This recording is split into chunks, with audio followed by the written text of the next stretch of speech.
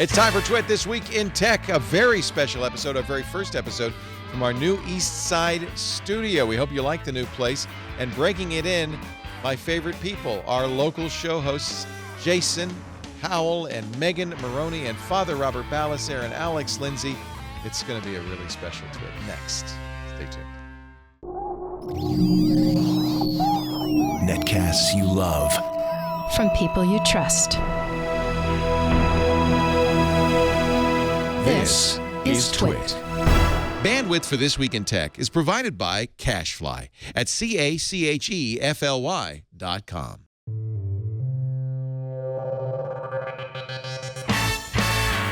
This is TWiT This Week in Tech, episode 576, recorded Sunday, August 21st, 2016. Hello, Eastside. This Week in Tech is brought to you by Gazelle, the online marketplace for buying and selling used gadgets. Shop from a variety of certified pre-owned electronics or trade one in for cash. Give new life to a used device at Gazelle.com today. And by Harry's. For guys who want a great shave experience for a fraction of what you're paying now, go to harrys.com/twit and get $5 off your first order. And by Automatic, the small adapter that turns your clunker into a smarter, connected car. For more information on Automatic's brand new Automatic Pro adapter, visit automatic.com/twit and enter the limited time offer code TWIT for $20 off their new device. And by Braintree. Mobile app development can be complex, but integrating your payments no longer has to be. With Braintree, your business can accept nearly every type of payment from any device with just one easy integration. Learn more at BraintreePayments.com/twit. There is nothing wrong with your TWiT. Do not attempt to close this browser. We are controlling the stream. We control the video. We control the audio. You are about to participate in a new online adventure. You are about to experience the sights and sounds of the new TWiT Studio. Please stand by. 5, 4, 3, 2, 1. And the champagne popped a little bit early.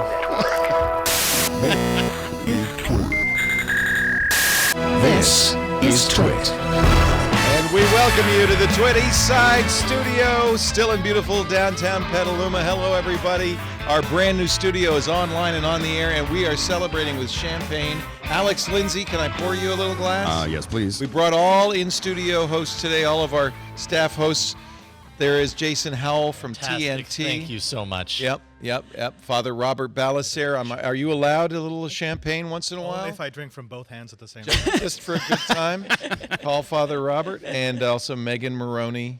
And I thought it'd be fun to start this new episode in our life with our hosts, the people who come in every day and work so hard. Formerly at the Brick House Studios, now here in our new studios. And it's a little rough if you're just tuning in. I got to tell you, it's, the engineers were up all night. They've been up for several days, frankly, many of them, wiring and moving stuff over because I was mean. I was cruel. I said, I don't want to miss any shows. I want to go as best we can, as we did the last time, from broadcasting at the Brick House to here at the Eastside Studios. And you know what? To their credit, they made it happen. So a tip of the hat, John Slanina, to Alex Gumpel, to Russell Tammany, and to our engineering director, Bruce Chesham, to you, Patrick Delahanty, to all the people who work so hard behind the scenes to make this possible. Let's toast the new Eastside Studios. Cheers. Cheers. All right. So if you're watching, and I know most of you listen, so if you're listening, you probably don't notice any difference, right? It looks the same to you. Yeah, they're like, I don't know what they're talking about. The dark red at the back of your eyelids are exactly the same. But for those of you watching on video, there's a little bit of a difference. We brought the gear with us. We brought the wall with us. We brought the little thing behind us. We have a new table. This table, they promised me, is impervious to any kind of abuse that we might give it. I find that to be optimistic. I'm Except not gonna, that you have all of the audio controls for all of our There we go. microphones at my feet. right underneath where you're Just sitting. what you wanted. Just probably be careful. not their Take a little permanent. It's a lot of power. Probably not their permanent I doubt permanent place. Hey, I also should thank, if I want to go home tonight, my wife, Lisa Laporte, our CEO, the person who really made this all happen, who was the project director, and you should get some champagne too. Woo! Without Lisa, we couldn't pay the bills. We wouldn't have this beautiful studio. She found it for us. She managed the build out, and thank you, Lisa, for doing such a great job. And thank you to everybody here in studio. We've got a huge studio audience today, some familiar faces, some new faces. Welcome to all of you to Petaluma. What do you think? You like it? Yeah. We survived. No, I don't think we lost anybody in the process. We are streaming this for the first time ever in 360 surround, thanks to you, Alex Lindsay. Tell us about that. Yeah, so we're using one of the Nokia Ozos. Now we did this with MacBreak a couple months ago, and it took like a week to render it. You could record it, and then you had to process it for a week before you get 15 minutes. Yeah, it was like it was like an hour there. But so now we have some dedicated servers that are actually able to stitch everything live, and it's capable of stereo 4K. We're doing mono right now. And I tweeted out, and I think also in the forums, we've got the links to both the YouTube, Which is youtube.com/TWiT, I think. Yeah, I think it's in the channel there. TWiT Network channel. So if that's the one to use, it's a little lower quality, but that's the one to use if you were using Cardboard or Gear VR. Exactly. So that one is at 1440p, and then the one at the Pixelcore site, and it is Pixelcore. In my site, I just went to check it out. Pixelcore.com, Pixelcore PXC-live-2. But if you go to Pixelcore, you'll just see 360 there. Okay. So just go to Pixelcore.com, and I also tweeted those out, and so you can find them there. But anyway, so it's 360 live. It's kind of the next thing, we think. It's kind of fun. It is. People seem to be enjoying There's the it. Ozo right You get there. kind of a That's the whole camera. behind-the-scenes view of it. And this is really, in our opinion, I mean, there's a lot of 360 cameras. For live specifically, we think this is probably the... How much? It's gone down. It's gone down. Nice to note that at the very top. There's no... Put it this way, it costs more than this entire studio. No. It's these cameras are now $45,000 a piece.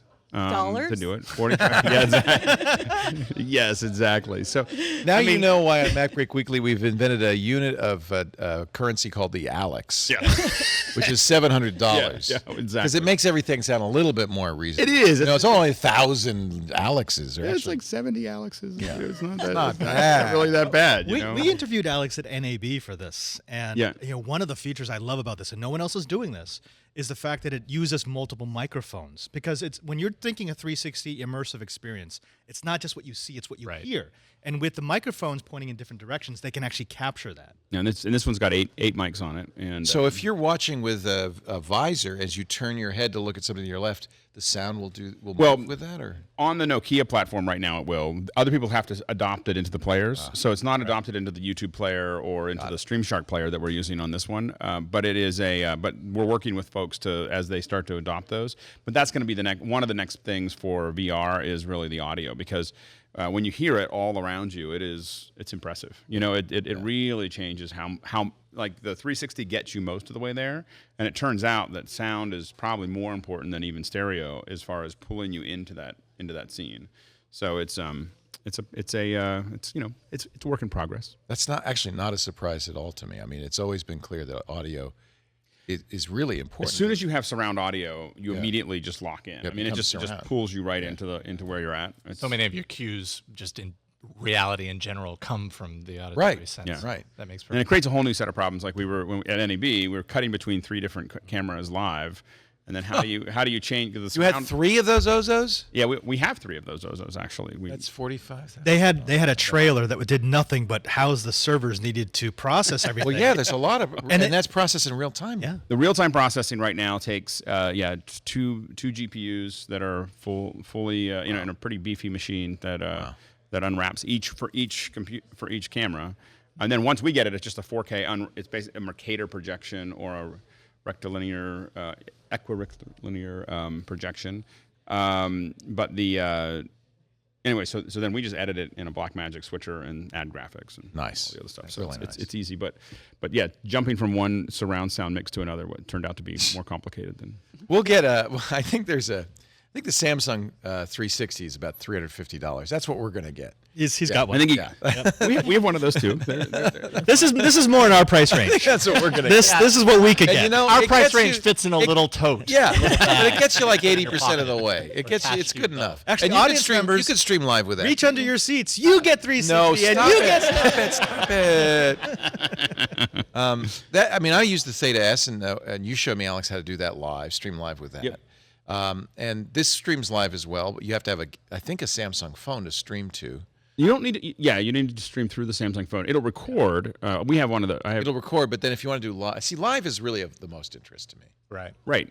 It's and the big thing for us, again, the more industrial version, which is the Ozo, because it just uses an HD SDI feed, we are able to. I can literally put it over a fiber network, so I can have the camera sitting in New York and be streaming out of DC. That's the hard part with the smaller. Jason, the Ozo's laughing at your camera. No, it's totally mocking it right now. It's like But the reality lenses, is, I mean, seriously? the reality is this is where it's going. I mean, these little Yeah, this cameras. is the future. I mean, this is in the next 5 years, we're going to have little cameras that are doing these little. It's. So in a small form factor like this, how do you work in stereo? You don't. Stereo view. There's no stereo. Like what's really hard about streaming is right now is stereo and sound. Getting good stereo and good sound. Stereo, you mean stereo vision? Yeah. So you're actually getting the 3D depth? Yeah. You're basically getting the 3D. As depth. opposed to 360 degree looking around, you're also getting 3D information, depth information. Oh. And that does not do That's that, but the excellent. Ozo No, that does doesn't do that. it. This is flat. Yeah, and the Ozo. While we're only streaming right now in mono. I don't know if I could platforms, handle 3D. It's actually Next future. I think I'm going to erp up. It's bad enough to do 360. well. If you actually look at it, it does. Like, there's a couple shots from one of the political conventions recently. If you go up and take a look, but if we had one there was one on a stage. And when you look down over the stage, you literally your whole stomach just pulls up because it's just like because the closest the pole had to be right off the stage, right on the stage, and so it definitely you start really feeling like you're part of that environment. So it's the probably the three best cameras for stereo right now are the jump the GoPro / Google Jump camera, the Facebook camera, and this camera are probably the three best stereo cameras, except the only one that does live currently is this one. Really? Ones, yeah. So and this is Nokia, right? Nokia, yeah. Wow. I don't even know why they bothered. The NAB demonstration had it was like a circ troop, a semi-circ troop, maybe off-circ. Right. And it was beautiful. You could see everything from the trailer, and at the same time, I'm thinking, these people need more clothes. It's a little too intimate. Oh, well, I mean, it was outside. It was Las Vegas, so it was ridiculously hot, and you had these performers trying to do these intricate moves, sweating through every piece of equipment they had. It was, That's sometimes some things you too don't much want at reality. 360. Yeah. Don't worry. need That will video. not happen here. Well, and I'm thinking of the 360 for us more as a spy cam, Yeah. not so much as a broadcast medium. Because it's not what we do. Is somebody said this in the chat room. I don't need 360 degrees. You just want to hear your voices and what you're talking about. We're basically 1D.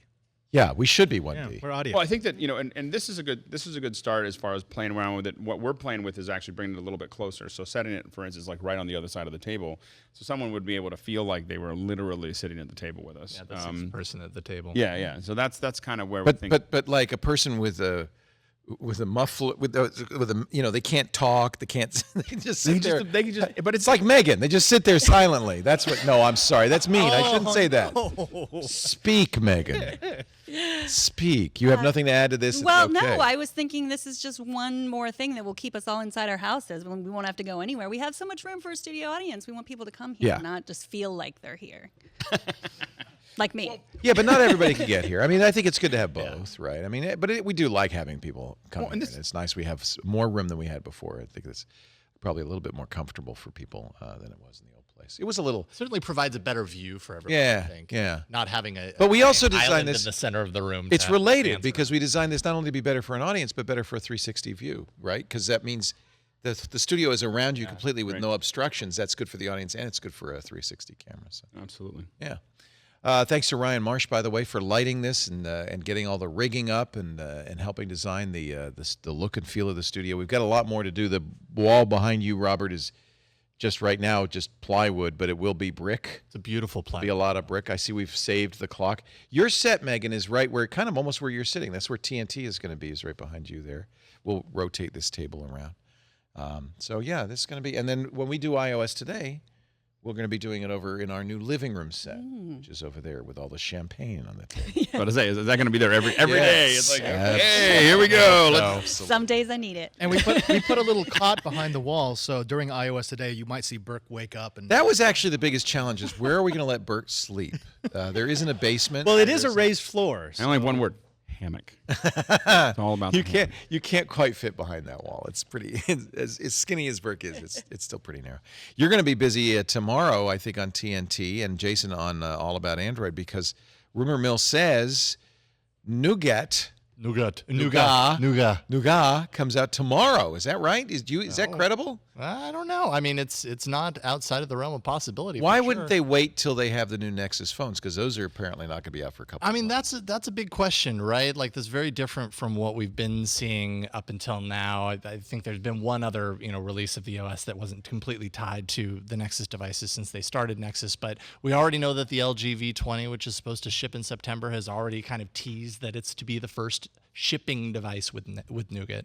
So that seems unfair that LG should get that on. a little strange. A little instead of strange that they Google. would be able to say that, and I don't know why What the deal reason they is. made. Yeah, what Yeah. kind of deal, how that happened. but- HTC is making the new Nexus phones, right? And we know a lot as about far as them. we know, yeah. the Sailfish and the Fish Marlin. and the Marlin. Yeah. Marlin. Both game fishes that you sail out to sea, and Google loves to do that. yeah. They love all their code names to be creatures of the sea. Apparently, they've got a thing for creatures Except of if the they're sea desserts. and desserts. Oh, okay. or tasty treats, as they've said. Meanwhile, Apple's not sitting still. I got pushed another update to iOS 10. I think they're getting very close to the final version of iOS 10 because I think we all know there's going to be a new iPhone in the next month for sure, right? Mm-hmm. Although, so we're leaving the country. I think we're leaving the country right before the iPhone's supposed to arrive. Something I'll pick one up in London or something. If you order it, I'll take care of it for you. Yeah, When you're gone. this will be the first time I've feed ever it, right? missed an Yeah. iPhone Okay. launch. But it's interesting because this might be the first time I don't actually buy the new. I know, that's what I was saying. You said you weren't even interested in maybe getting it. Well, without a headphone jack, we really got to the point now where phones are not. There's not a whole lot new. I just got this is the new Nexus. The Galaxy Note 7, and Looking phone. I think that in many ways this is going to beat even the new Apple hardware. It's an OLED screen. Apple won't be able to do that. It's I would say the best screen on the market today. It's very bright, very crisp. It's got a great camera. Apple could beat the camera. Their new camera is apparently going to have 2 imagers. That's what we hear. Yeah, and better for taking pictures inside. So who's doing that? Is Moto Z? Somebody's doing that with a black and white and a color lens. They're doing 2 different Huawei lenses. did that with the P9. I can't remember. Off There are the a top couple of of my head, new I ones. can't HTC remember had if the a Motorola had has the a dual and the camera, wasn't the but there are a few right now. M8 I think had a, but it was using it for short depth of field. Yeah, and it had a 5 they megapixel were doing sensor. more of and that was kind of weird. trick of like shift your perspective. Yeah. And, Lenovo's that got was their, kind of the wrong application. for Project that. Tango built into theirs. See, Tango does not excite me. Why is Tango such a good thing? Tango is an interesting thing because of what you can do. Where did you with get that watch? it. You. That was on the table? See, this is free stuff comes up on the free table, and that's how Padre gets terrible. Wow, you scored. That's the Moto 360 Sport watch. No, yes. but with Tango, okay. So imagine as a developer, I could do something like I could make a green screen effect without a green screen. I could just tell Tango only take things that are within 5 feet of the camera. Oh, that's it. So there's like a Z-axis, and you could say if it's at a certain distance, this is I want. I could Wow. also use a sensor as super accurate GPS. So it's So no that's longer just interesting. satellite. I could go Yeah. into a building, and because it's always collecting data points, it will know what room, in fact, what chair of what room I am in the building. That's the kind of things that you can start But to isn't it kind of big and clunky to have all those yeah, sensors? it adds a bump. It adds a bump on It's the got a back. big bump It's on not it's not huge, but I don't see people buying Tango. I see Tango as something that ends up getting included, and then developers start playing with it. Right now, it's just an oddity. We have to. The other reason people are talking about Tango is because you can map a store. Yes. Sure. And so then you can go in the store and you can know where the pants are. You just because you have a map of the store. We need to reshoot our tour, our 360 tour of the studio. Remember, we had one for the old brick house, and the developer who did that one says he's coming back. Can we put the Ozo on a hat and just have you walk? It's actually kind of complicated, and he did it with, as I remember, he did it with still pictures. I can't remember. Yeah. And then you have to, Google makes you blur out faces, so you can't see people. Do they do that? They do that for you though, right? That's Yeah. an It's automated all process, part of the deal. So, all right. So, new iPhone. You got to buy one. You have to buy. Yes, I definitely want one. I'm happy with my Bluetooth headphones. I'm okay with dongles. God, I don't want to have to wear Bluetooth headphones. Well, because of the sound. The sound isn't good enough. I walked into work today. I had headphones plugged into the headphone port on my phone and listened to a book. I don't. Why should I have an extra dongle or have to do wireless? An extra battery. Why? The charge. It doesn't. I wish I could take a compilation of all the times you say, I'm not going to do that. All the things Yeah, Apple's no, but changed. this is different. And then, like, No, eventually people say you get that. used to They it. say, "Oh, they got rid of the CD. You complained, but you didn't. You were happy. They got rid of the floppy. You complained, but you were happy." I don't think the headphone jack. It's like saying, "Hey, we're going to get rid of the keyboard." That's a 150-year-old invention. You don't need a keyboard. They did that on the phone. Oh yeah.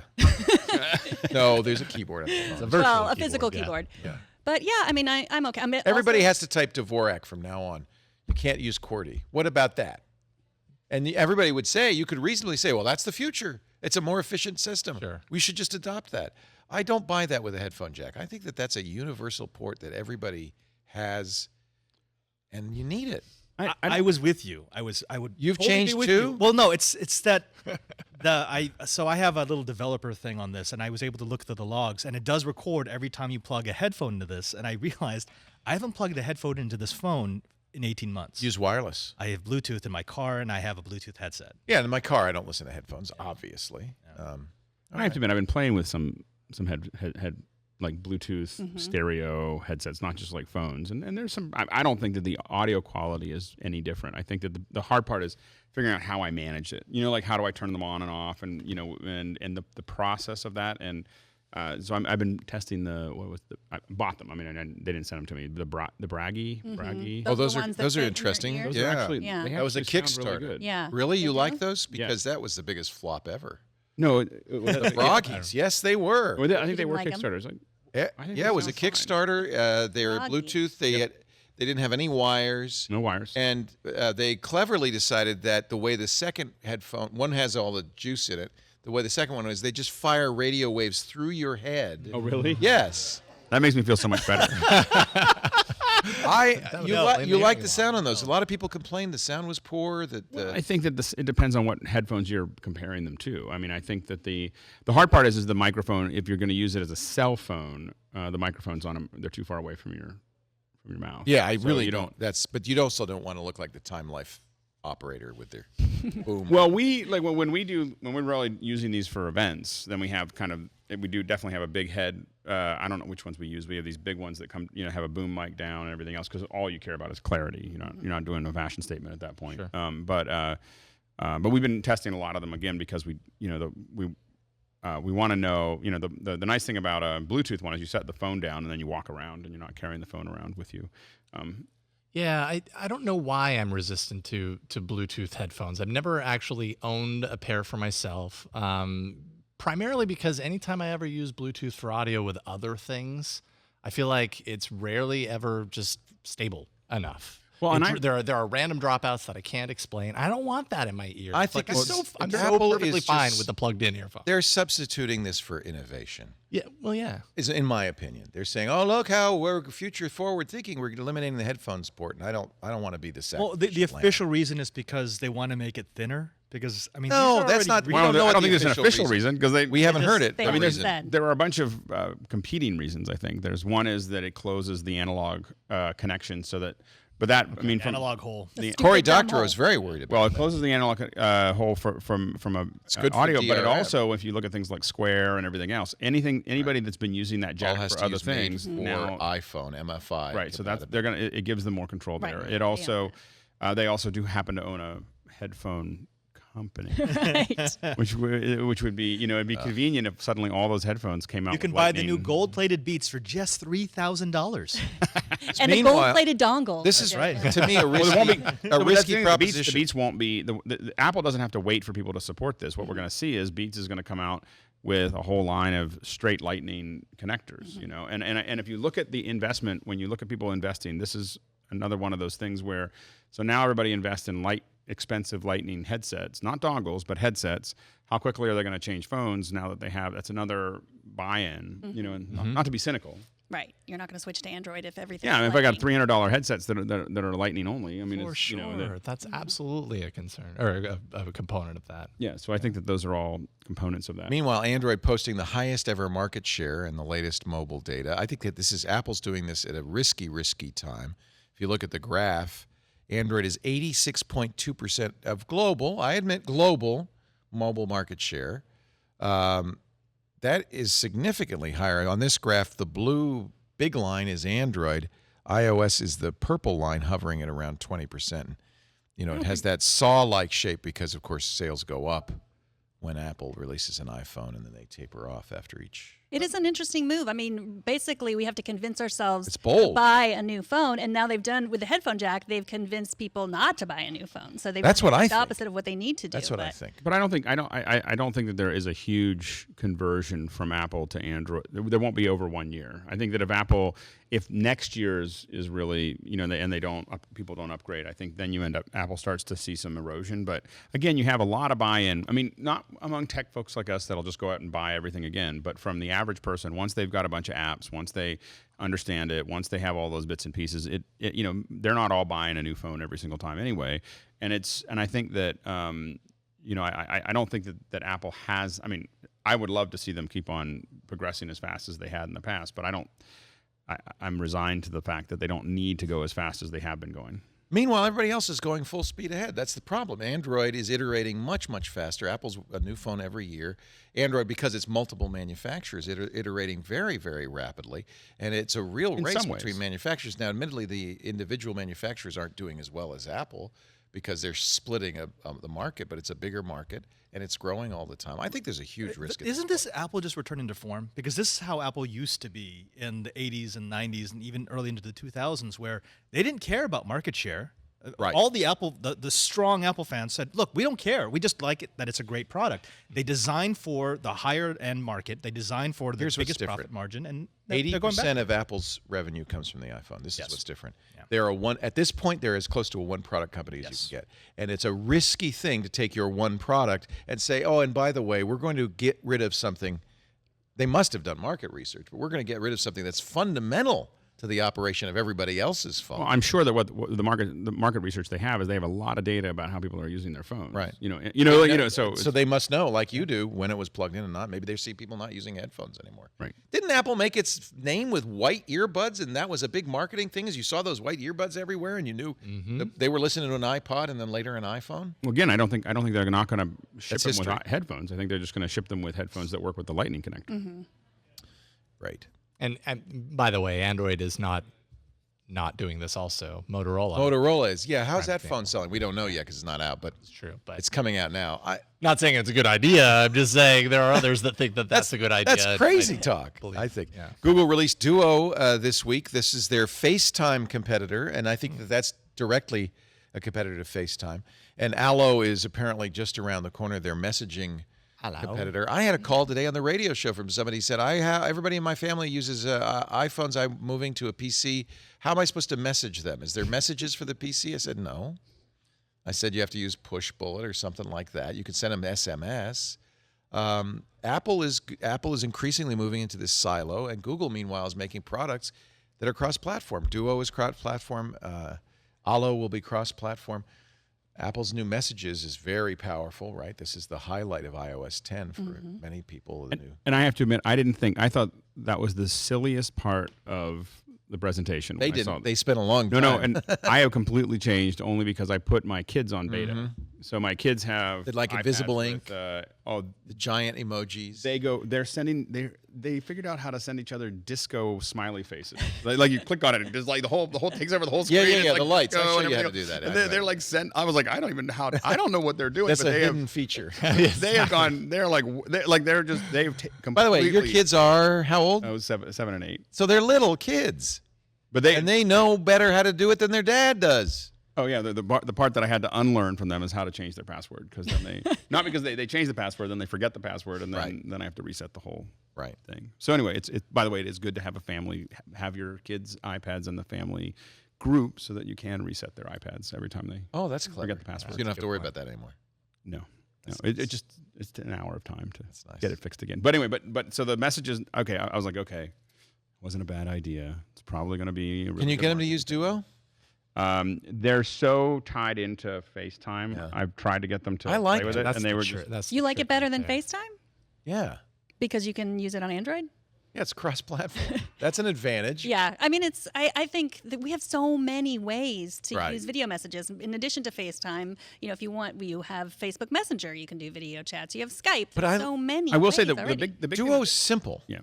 That's the big. That key was to the problem with Hangouts or Messenger. It was that for us, it was nothing to just use that and jump on video. But I definitely, there were definitely relatives and friends that just. See what I FaceTime was something replaced just my hit a button, phone just go, icon with right. on the phone? That's the Duo icon. Actually, I learned this last week on TWiT. Who was it? It was Alex Wilhelm, I think. It didn't have his phone icon on his phone anymore. I said, wait, there's a phone. And then I realized, oh, yeah, much like apparently analog headphones, I don't use the phone anymore. And if I'm going to use the phone, I either say, okay, Google, and have it call, or I'll use a shortcut to family member. Most of my phone calls are incoming, and I want to start using Duo. Well, and I it's mean, that right easy. now, it's by phone number, right? So the people you call show for up. sure, it's linked up to your phone number. It's not linked to a Gmail or No a Google Google account, account, which yeah. is definitely a bonus. What's the the challenge phone? right now is that it's not audio, but apparently they're working on that. I mean, and have audio plans to have audio calls in Duo as well at some point. Well, I think Here's a trick: just keep it in your pocket and talk. Just out Be loud. audio. That's Just a walk good down the point. street. Yeah. It'll be audio. Good point. only. Because I and I don't think- love video. but I I- don't love video calls. It's Nobody not does. something that I don't like like calls, to do. period. I don't ever do calls unless like it's I don't like technology. No, I mean Yeah. it's All right, we're all text- done. Thank you, everybody. Bye. No, it's text and email for me. I Well, I just love- I I love- have a limited plan, so it's got unlimited data, but it only has 100 minutes. I never go over them. I never go over 10 minutes. A month. Yeah. Well, and I find I do not like having meetings. Like every meeting that's a video meeting, the first 10 minutes is trying to figure out why someone's connection isn't working, and then the rest of it is, I'm not a big fan of monotasking. So if you put me in a box where I have to monotask, which is like you put me in a video thing where I have to sit there and look at you and talk rather than fiddling around, which is what I usually do when I'm talking. I clean my office. That's what I do. It keeps me calm. Alex is our visitor from the future. Most people just call it tasking. I'm like monotasking. You call it monotasking. yeah. It's like, I'm Because just the doing norm it. is anything but one task at a time. No, like there's very few times there's not. Oh, I don't monotask. No. I have too many things to do. It's just You should learn to write with Everyone both knows. hands, Everyone though. knows when I have lots of meetings because my office gets really clean. And when my office gets No, I clean, do I that literally disassemble my keyboard and I Yeah. clean every bit of it. No, I'm it just totally gives me with something to do while I'm talking. Yeah, you know, and, yeah.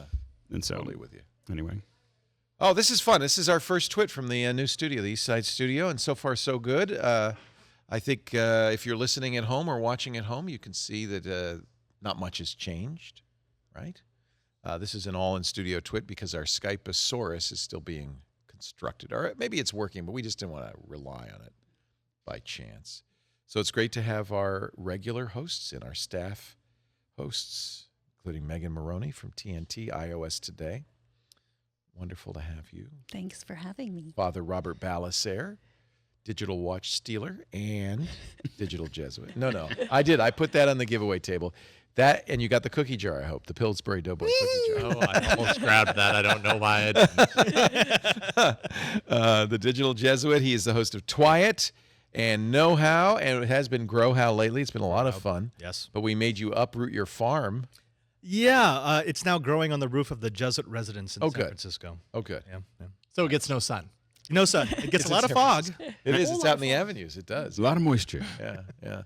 Also, Alex Lindsay from the Pixel Corps. Not technically a staff member here, but boy, you sure are a member of the family. We couldn't do it without you. It's been great. Thank you for bringing our 360-degree view today, the Ozo My pleasure. camera. And also from TNT and All About Android, Jason Howell. Our show today brought to you by Perfect Timing for those of you. What? What are you laughing at? Did I say something wrong? What? He was just. I was hamming it up, You're Leo. I'm hamming it up. sorry. Did you make a face? No, I actually made absolutely no face. No, you whatsoever. did, because Just the audience regular is going, you made a face. Could do it again, just because I missed it. I can't do that. I'll have to watch the video. You'll have to- I'll have to watch the video. Oh, man. Behind my back. Jason's the only guy who fits this table. Everybody else, we look like they're the little kids still here. too tall for me too. Isn't it funny how you get used this to style of table on the TNT stuff? stair height and table height? There must be a standard table height, right? Well, or we could just get power chairs. There you go. We could stand. You can get a whole bunch of barber chairs. Aren't you Someone glad I just walk didn't up like and decide just kind of all of a sudden?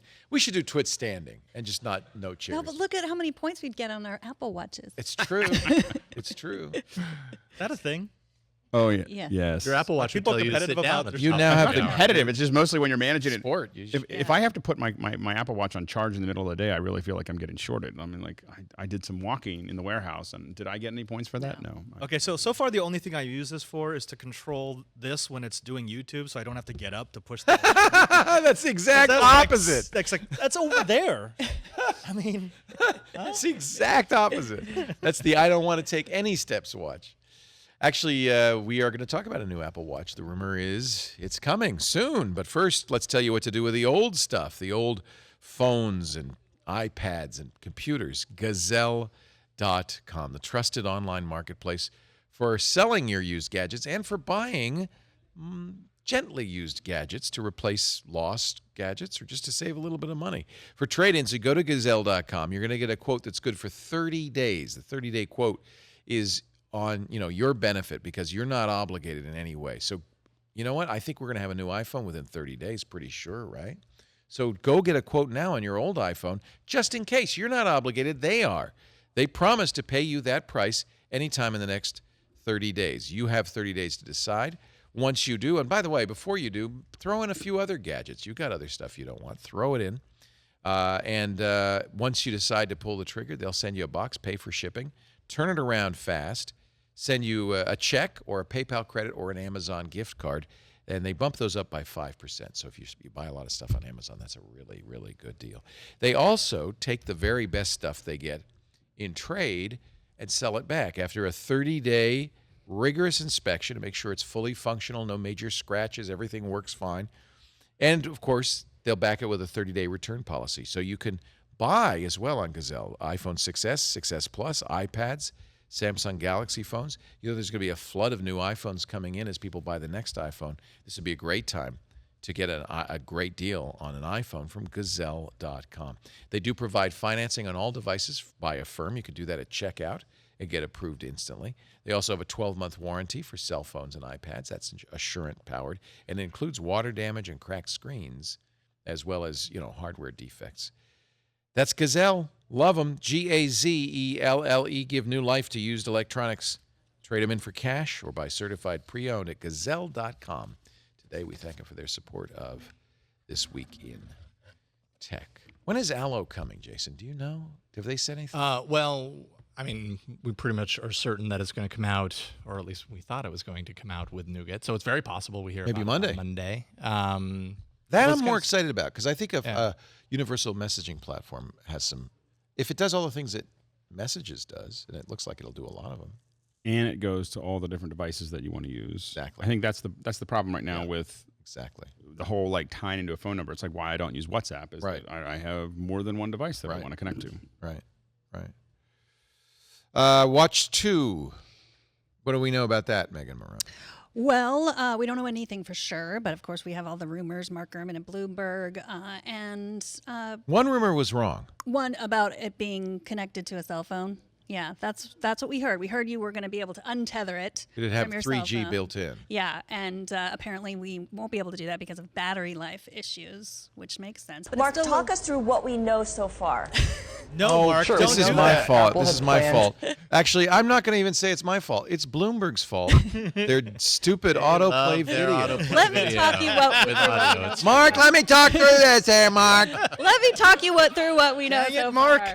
far. But it will have GPS built in. That's what we think, which, I mean, isn't a big deal for most people, but I use it to run, and I also bring my cell phone with me so that it can accurately track. If I don't bring my cell phone, I still get an idea of how far I've run, but not exactly. And as we talked about before, you need to know exactly how much you worked out and be able to see it, or else you didn't Or else really it work didn't out. happen, It yeah. didn't happen. But by the way, Robert, don't worry. You can control your TV with it. I'm So good. here's the good news. Right? There's a remote control built in. Yeah, supposedly. So yeah, I mean, and it's important to know. I mean, we know this about when a new phone comes out versus when a new OS comes out. Watch OS 2 is also coming out, so that will be separate. We can run that on our current watches, and then there's Apple Watch 2 that also will come out if we want a new watch. which I GPS, do. you're a runner. GPS is pretty important. It is pretty important. I mean, like I said, I strap this giant iPhone to my arm. That's your GPS. Just so that I can know how far I ran, and I can run without it, but then it's not as accurate. Right, right. So I will like that. I mean, also it's nice to have anyone be able to track me if something horrible should happen. Silence. I hope that That got dark real quick. Is there a emergency button that you could press? Well, that is coming with WatchOS 2, the emergency button. Remember, that was the big thing. So it's great for people who I'd are, give that to my daughter. for Yeah, instance, walking around campus. At right, night. or an older parent. Yep. It's great. It will contact your emergency contacts. Is It Apple will- going to call it the "I've fallen and I can't get up" feature? No, I think it's they the I should. find my body. Oh no! Oh! Ow! Oh, that's too Find my body. Yeah, that was actually further. The line was here. I got here. Yeah, that's all right. He's taking my role usually. Yeah, so I think that'll be a game changer for some too. That it'll make you feel safe, give you a reason to buy it, because we kind of need a reason. You need one big reason to buy this watch. A lot of people have said, I have no reason. A lot of people bought the first one and don't wear it anymore. Well, and wearables just as a category, it's been so up and down as far as validating itself over the last couple of years, and I think a lot of people are still kind of grasping at the reason why it exists, and B, they need to do that. But if there's one category that really has shown over the years to kind of have lasting power, it's the fitness aspect. So if you have the GPS, tie that in with the fitness functionality, slap an Apple logo on it, that never hurts. And then, that makes perfect sense. So we learned actually a lot about Apple this week from Barbara Streisand.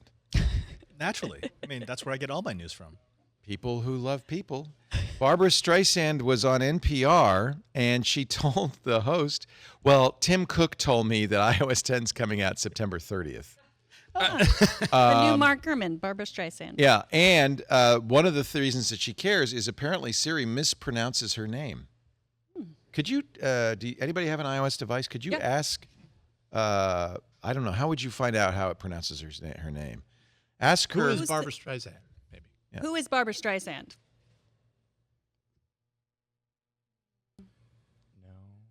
She's Siri doesn't know. Yeah. Apparently, she emphasizes the Search the web for something if you ask. You got a guy in there. That's not What's Siri. the That's a famous man. There's a That's man Siri. in your phone. And he does whatever I ask him to do. Uh-huh. Sometimes, sort of, a little bit. Nice. Nice. What's one of her movies, Barbara Streisand? Who starred in The Way We Were? Who starred in The Way We Were? Our internet's really slow here. It's only 20 megabits per second, 20 gigabits per second. Interesting question. Megan. Megan. Thanks. Interesting Siri. pause. Siri. The emphasis is on the second S of her surname with a Z. So it says Streisand, which actually is what I just said. It should be Streisand. Streisand. So she called Tim Cook. And she says, Streisand with a soft S like sand on the beach. I've been saying this for my whole career. And so what did I do? I called the head of Apple, Tim Cook. This is my Barbara Streisand impression. And he delightfully agreed to have Siri change the pronunciation of my name finally with the next update on 30 September. We're going to roll that one in there. Does she know you can get Siri to pronounce anything any way you want it to? But she's Barbara. She doesn't have to. Well, she probably did. She probably called him up because that big interview that he did where he said it was lonely to be CEO. Yeah, she was like, "Oh, he's she's, lonely. oh, I'm poor also lonely. I'll Tim. call him up." People who need people are the happiest. Isn't that funny? I think she's actually wrong because by all accounts, the Apple event, we still haven't seen invitations, will be early in September, and they certainly will have a new iPhone out by, say, the 23rd. My guess is he told her by the 30th, so she would stop calling him. Yeah. I think that was the. He probably said, Barbara, by the end of the month, you'll be happy. Trust me. Well, that was and the other she rumor. interpreted it that way. Right. The carrier phones wouldn't come out till September 23rd. That's what Mark Gurman also said. Right. That they would I come think out, we'll the carrier ones see would- these by then. Yeah. Yeah. As long as we're doing the Apple rumor mill, let's go for it. By the way, here's Apple's response to the fact that Android phones are 82% of the marketplace. New report confirms that iPhone and Android combined are 99% of all phones sold. What is the 1% of smartphone? BlackBerry. That's BlackBerry. That's sad. And Windows BlackBerry, Phone. Windows Oh, Windows Forget Phone. the Windows Yeah, having a Phone. party. Yeah. Very small party. 99% market share. That's pretty. Did Apple announce that? But together we have 99% market share. Wow. That is in the Pretty much.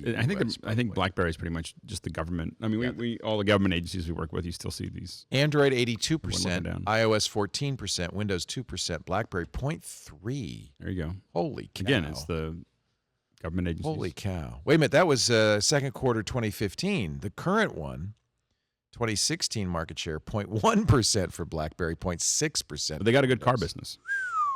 Holy cow. That's They're really a rounding error at this moment. Holy cow. the phones are. I mean, but the car business is the big business for them now, right? For BlackBerry? Oh, QNX. Yeah. They own QNX. And they're in my TV. I've got WebOS. Do they own WebOS? No. HP owns WebOS. Rewind that and edit that out, would you? Thank you. Do we have that capability now in the new studios? No. Yeah. Carson's laughing. I would highly. Hey, Carson. if you want to let's spend see. some money, Wait a minute. We have a camera on Carson. Do we have that camera? Can we see? There- Wow, that's the shot. Why do you have all those lights on you? Oh, all right, but we are going to have a Karsten cam. Wishful right? thinking. We are going to have a Karsten cam. I see he's got lights. Are you going to have a microphone yet or no? Okay. that is something that you need, Leo, is an EVS. What's that? That is the replay. So you can you can take the whole show and just shift it by 10 minutes, and then you can rewind, move things around, change them. And then nobody would even hear my stupid comments, let alone. You can literally just re-edit the whole thing. Well, for $45,000, that should do that. I know, right? No. The EVS is more expensive. Well, yeah, they don't have 360 degree. It's like, EVS, what, 70 trust me. Alexes? 80 They can only do Alexes? 45 degrees. It's a little bit more. It's 100 Alexes? It's a little bit. all of the Alexes. It's not all of the Alexes, but it's EVS is expensive yeah, it's like 150. because it's hard to record because you got to have a digital buffer for 10 minutes. That's a lot. No. It'll do digital buffer. It basically you can take so with an EVS you can take up to 6 inputs, but typically you do 4. You can. Did you use that for President Obama? I can't comment on other shows. If I were on other President events. Obama, I would have that. No, actually, all that President stuff, Trump's that stuff has gonna all need been it. live. It's all live. Yeah. Wow. But it's like Wow. that's I bet everything Trump. more. I bet Trump would pick something like that. That'd be useful. Yeah, no. So every time you see a replay for sports, that's all these EVSs. And so what happens is Yeah, but then aren't they late? Aren't they delayed? Like, isn't it like you're watching the game? no. A live game might be maybe 20 seconds behind. Okay. But it's so basically the EVS operator basically has 4 inputs coming in. I mean, they have 6 in and outs, but they usually use 2 to send back out to the switch. So it's a digital dump, right? Like radio stations. Yeah, and it's just but but it can record up to 24 hours, just sitting there, just recording everything coming in from the cameras that they have. That you might have 3 or 4 EVS operators sitting there getting 4 cameras each for like a football game, and then the director will say, "Hey, give me that shot," and they'll literally just go back and play it back. But what we use it for a lot is to actually, like, if you're at a conference and you've got like 6 rooms. And you can just time shift all the rooms by a couple minutes, and 10 minutes here, half an hour there, and play it back. It's awesome for this kind of thing. I don't think we'll be getting one of those. I think I don't think we need one of those. See, this is my job, is to come in. Make me want to buy stuff. I just bought this. I can't afford anything else. New Tech does make a smaller version called a three play. Three-play. You talk to them about that. Oh, all right. We could put a 3-play. If New Tech's Put a listening. 3-play on there. These guys need a 3-play. Yeah. All right. According to Mac Rumors, the name for the new iPhone is iPhone 7. Just a rumor, kids. iPhone So 7 creative. and iPhone 7 Plus. I see what they're doing. They're following Samsung's naming convention. Yeah, they went. Now Now it's everything's just in 7, sync. That's what right? happens when you share 99% market share. Everything syncs up. Yeah, it's all They're all synced now. friends now. They're all on 7. So there were rumors they might drop numbers. Rumors we started that maybe the numbers were not. It has been so confusing when they dropped the iPad numbers. It was like, I don't know what even to call it anymore. It's just the current iPad, right? Right. That was horrible. But they were going to Horrible call idea. it the Pro too, the iPhone Pro, but they're not doing that apparently. Well, it sounded like they Because were they going have to an have a iPad third Pro, phone. so that Right. It sounded like they were going to have a third phone that was going to Be a better. Pro, yeah, more expensive. Call it Pro, charge more. It's actually just 2 phones in one case. And the thing is for me, if it had like the two cameras and you could draw on it, like the big thing for me now in the phone is I just want my pencil to work on my phone. Like it's And still stick out of the lightning connector, the long way. I never charge it that way. I always I use the little By the way, the little coupler there, and you This just see the plug it little into it. stylus you Wait, pull can that you put right it in out of the Note backwards? 7. I know. Don't do it. Shall I try it? No. Do it. No. Do it. Hey, they learned their Reject. lesson. They Okay. can't. They call it the Leo. You can't put it in backwards anymore. So Good, the way it should be. This is pressure sensitive. It's not as good as an iPad Pro, I'll be honest, pencil, but at least you have a stylus on a. I'm buying one. Are you going to buy a Note? Yeah, absolutely. I buy one every year. Oh, you do. Yeah, because it works with the Gear VR. So I Right, you I need get to. So I buy a new. I have. So I now have you have to buy a usually- new Gear VR. You know Yeah. what bugs me? This will bug you too. See that back? It looks like a mirror. It's mirrored. It's not a mirror though. They do something so it doesn't reflect you. Oh. Oh, like Why would you do that? like a matte type thing. It's a fake mirror. Yeah. Why would you go to all the trouble put a mirrored back on but not have it be a mirror, 'Cause which it would be useful? It looks pretty that way. Have you Would it heard be- about how you makes can it take a shiny. selfie though? A what fee? A selfie? Have you heard of that? You can just look at yourself that way. What? That's insane. You know, It's electronic. Wait a minute. You use the camera on the phone to look at yourself? Yep. Oh, that's cool. it's got a diffraction pattern on the back. That actually could be a safety feature. This is this It week. probably is. Heck, Because right. I if, just if wanna you make a mirrored back, if you have this in your car, say on the driver's seat, Oh, yeah. you turn and the sun hits Shine it, in it your will head. shine in face. your face. Oh, that's probably a safety feature. Yeah. Also, probably cuts down on the visibility of things like scratches Fingerprints? and scuffs, Yeah. Yeah. all that kind Yeah, of it's a stuff. real fingerprint magnet. Yeah. I was surprised at the amount of upset about this. Google has announced that they're going to kill Chromium apps on Windows and Macintosh. This is a kind of a feature. I don't even know how many people use this, but the idea When was I read that, I was like, what? I didn't know there were. what there are apps. In fact, if Evidently. I look at my Chrome, which I'm running right now on my Mac, up in the left corner of the bookmarks bar, show apps, and that will pull up both extensions and apps. So that's up here. And then I can scroll through my apps. Some of the apps are more standalone than others. Some of them are web, HTML5, and some of them are extensions. But the ones that are apps, standalone apps, are going away. And Google's story is, No one was using them. yeah, probably nobody. There's a even lot knew- of echo here, and we decided to get rid of the echo. They said the reason they did these in the first place is because we wanted to make kind of certain experiences on the web that we couldn't do in a browser, like working offline, sending notifications, connecting to hardware. So they started this Chrome app thing so that you could do more within a browser. And I think this is reasonable because nowadays, really, the browser is the application you live in for the most part. But they say in the blog post, since then, we've worked with web standards community to enable an increasing number of these use cases on the web. So HTML5 has gotten more powerful, and it can do a lot of these things. There's service worker, web push. More capabilities will continue to be available. So they say in order to simplify Chrome, we're just going to take the packaged apps out. 1% of users on Windows, Mac, and Linux actively use Chrome packaged apps. Apparently, all of those 1% are on Reddit, though, because there was a lot of upset. People were I think very Reddit, there's upset just about generally a lot of upset. Yeah, pretty in much general, that's everything. just where it is. Yeah. So if the idea was to be offline, does this just show how much we're online constantly now, as opposed to when? Oh, that's these an launched? interesting question. I don't know if new browser capabilities support more offline stuff, or they just notice people don't really care about it. Or people don't think of Everybody's it. online all the time. It's a different environment because remember when the Chromebooks were first released, that was everyone's like, oh, this is stupid. Why would I ever have a computer that's crippled when it's offline? Now it's, well, if I'm offline, I'm probably not getting any work done anyways. Well, I guess if from a Mac user perspective or a Windows user perspective, I don't really think of the Chrome solutions as something I can use offline. So I think that part of it is there was no even thought that you think, oh, if I'm going to use just accepted the fact that it's a browser. Docs or I'm not going to Sheets use or it whatever. offline. I mean, I run my whole company on Google Docs, so it's something we use a lot, but we don't. But you can download Google Docs and use it offline. You know that, right? There's so many people using it at the same time. I just don't know the collision the reason we use them is because ours are actively, all the sheets are tied together. So when you change one thing, it changes across many sheets, and it'd be very complicated. You could tell I've been using a lot of Chrome apps because I still have the original Angry Birds, the Google I/O 2010, and the Gangnam Style game app.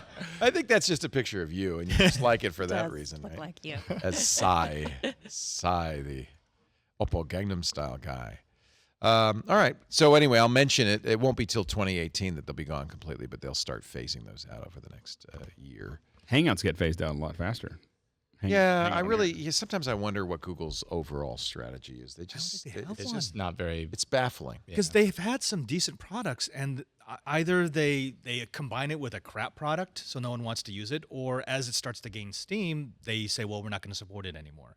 Hangouts is actually a pretty decent service. Well, Hangouts aren't going away. So the Hangouts themselves are staying there. It's the Hangouts on Air, the streaming, solution that's connected to that. And if you look at what most people were using them for, I think they were just streaming them talking to one other person. I think that was you didn't need 10 people to. This is a challenge for Google because, of course, they operate at such a massive scale.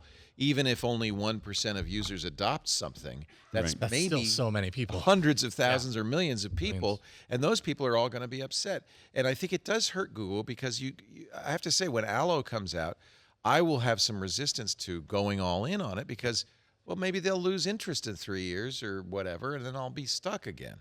I don't want to. Nobody wants to keep going through that process. It's got to hurt them. And Google's really good at coming out of the gate with a strong face, like being super positive on a new product that they're launching right out of the gate. And so you get kind of swept up in it and you're like, wow, the promise of this is so cool. Like, yes, of course I'm going to get in on Allo.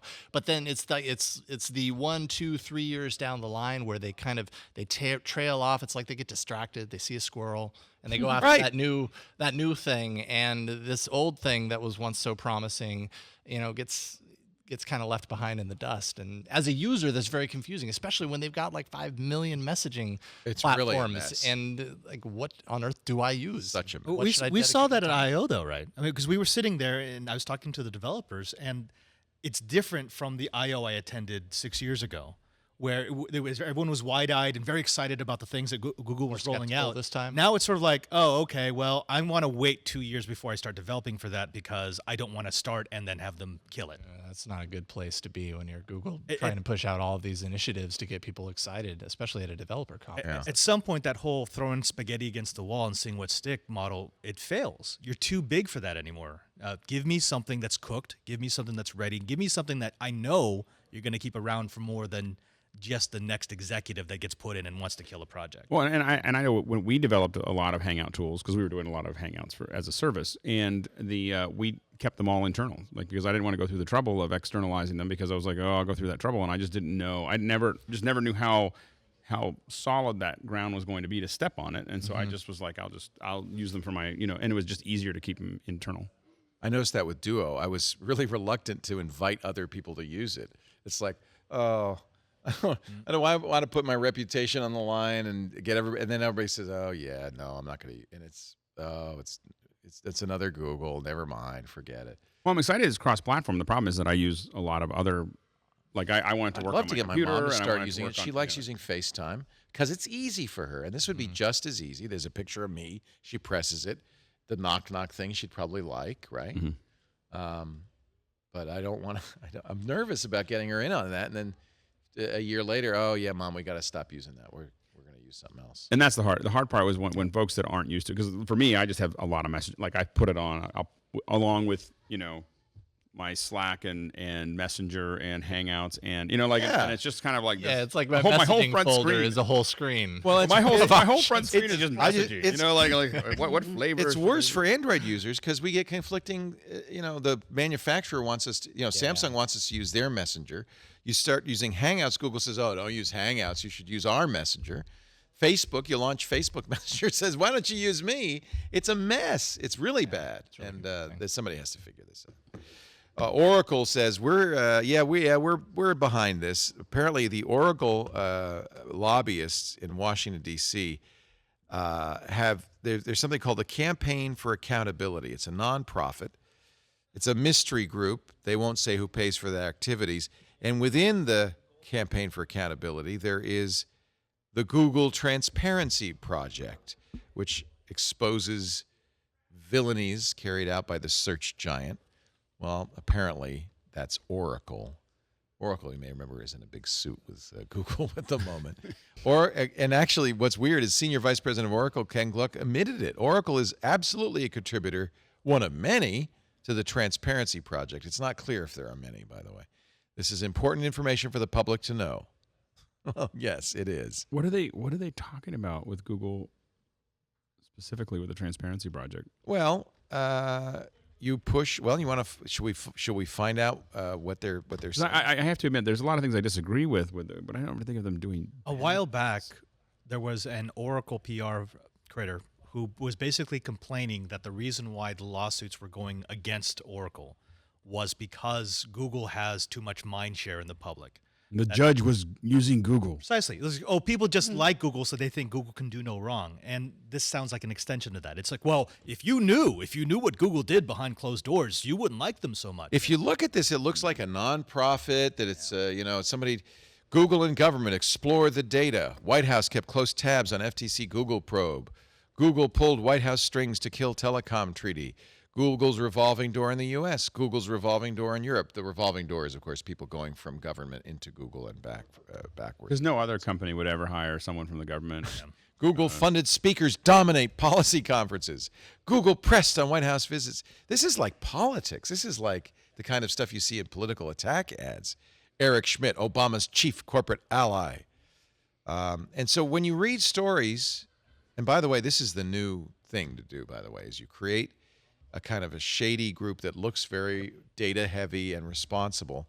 You create a lot of data, which you pass along to then mainstream media, who picks it up as information and reports it. It's a great way to hide your agenda and slant the news a little bit against your opponents. It's pretty ironic that they're funding this Google Transparency Project and they're secretly behind this Transparency Project. Not transparently.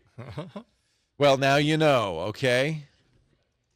AT&T, Apple, and Google are going to join with the FTC to try to kill robocalls. Oy, don't you hate robocalls? It's not going to work. Never does. Never does. They try. They keep trying. It's a task force. I'm sorry, a strike force. That's one up from task force. It seems like they could almost do it. They could almost do it automatically without any, because every time you get a robocall, you get that weird silence at the beginning. It feels like you could just have a setting on your phone that just said, if I get that weird silence at the beginning, just people do that. There's software to do it. Unfortunately, the carriers, of course, don't want to support this because, well, they make a lot of money with it. They make a lot of money on it. So you have to usually, to use these kinds of tools, port your phone number through another company. They get the call first and then route it to you, and they listen for exactly the silence and stuff, and they kill robocalls. There are a number of services that do this, like I think it's Robo No More or something like that. But I don't know if I want to pass my phone through another company. That seems like less than ideal scenario. I would just love the Apple to have a little switch that I just want to turn that off. They are participating in this along with Verizon and Comcast. They're going to report to the FCC by October 19th with concrete plans to accelerate the development and adoption of new tools and solutions, says AT&T Chief Officer Randall Stevenson. He's the chairman.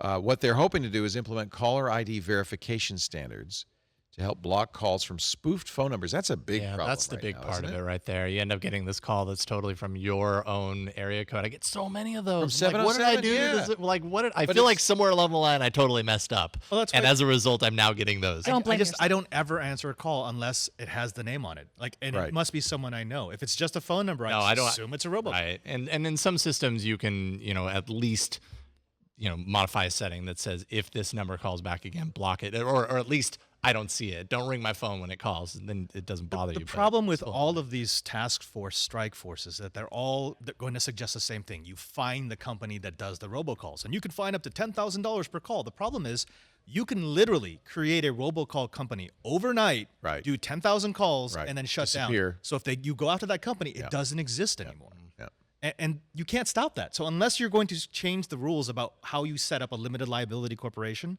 and accept payment from companies who want you to robocall on their behalf, you can't stop robocalls. Tom Wheeler, chairman of the FCC, says, "This scourge must stop. Oh, Tom. The bad guys are beating the good guys with technology, due in large part to industry inaction."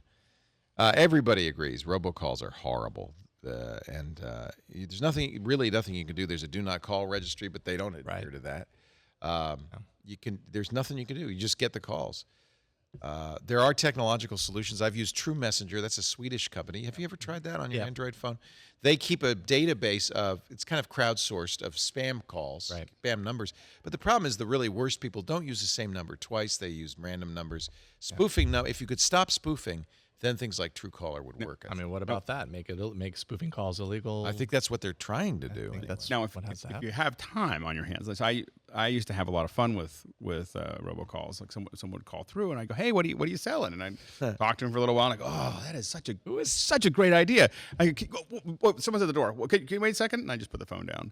And I found that if you came back every 5 or 6 minutes and did that, you could hold someone on the call use them for like terribly. over 37 minutes was my record. Oh, I love that. That is so great. Yeah, so That's perfect. so if you're not really busy, you get one of those calls. You got to tell them, and the more excited you're, like, "Oh, this is exactly what I wanted. Oh, I can't believe that you called right now. This is the timing. Oh, wait, I'm sorry. I just got to get something out of it." And then But I promise I'll be back. Right back. I promise And I'll be back. And then there are some people you do that, and you always felt like you blew it when you do that. You set them down, and then you come back like 4 minutes later, and they were gone, and you were like, "Oh, missed opportunity." I obviously was not exuberant enough about how I was gonna.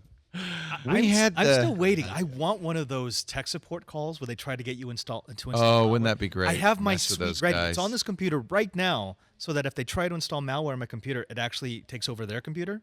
Oh, you can't do that. That's illegal. It's totally illegal. And But they started it. I'm talking theoretically now.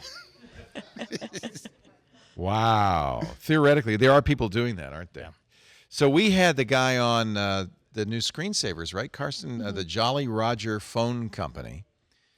It's kind of low tech, but it's hysterical. awesome. What you do when you get a telemarketer is you conference them in with the Jolly Roger phone number, and then he starts playing a recording of exactly what you're talking about, where he'll say, wait a minute, I'm sorry, I got distracted. What were you saying? Or I should play. Should I play a little bit of it? Do you remember this? It was I was co-hosting. Yeah, it was so funny. February 20th. Yeah.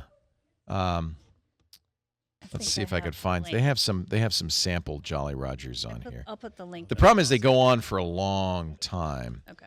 But he say, well, did you ever just wake up and you can't remember anything and you're like a little groggy? That just happened to me. So could you start over? And then it really is fun to hear people yelling and screaming at him after a while. Here we go. Agent, not sure if this is a recording. Trying to pitch me anyway. Can you hear this? Hi, Mr. and Mrs. Estrada. Yes? Hi, Mr. Estrada. This is Kirsten with Oh, Energy you're a real Research. person? So his voice Yes, is I am. recorded. It's random. Oh, actually, hey, hang on a second. Hey, honey.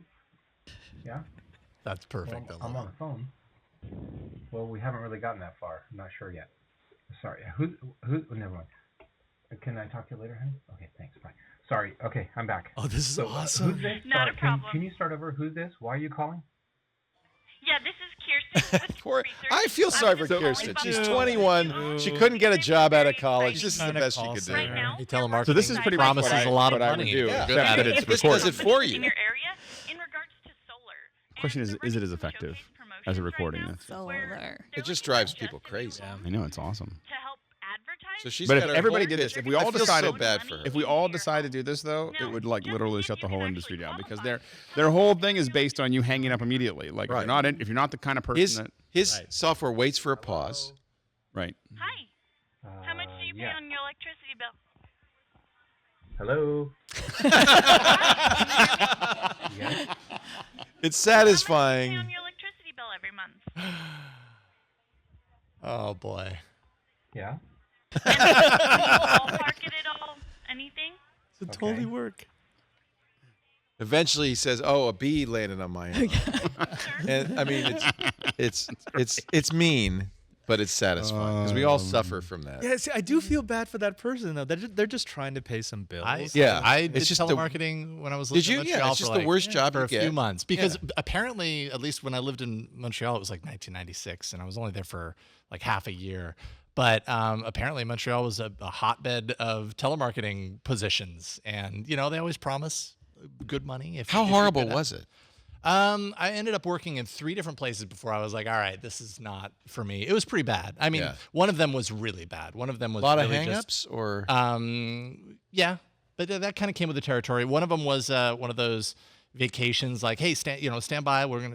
You've been selected for a vacation, blah blah blah, and you were lucky if you got, I don't know, you were doing okay if you got like 5 sales a week. So you're talking, I think I was working 30 hours a week. are you on commission or hourly?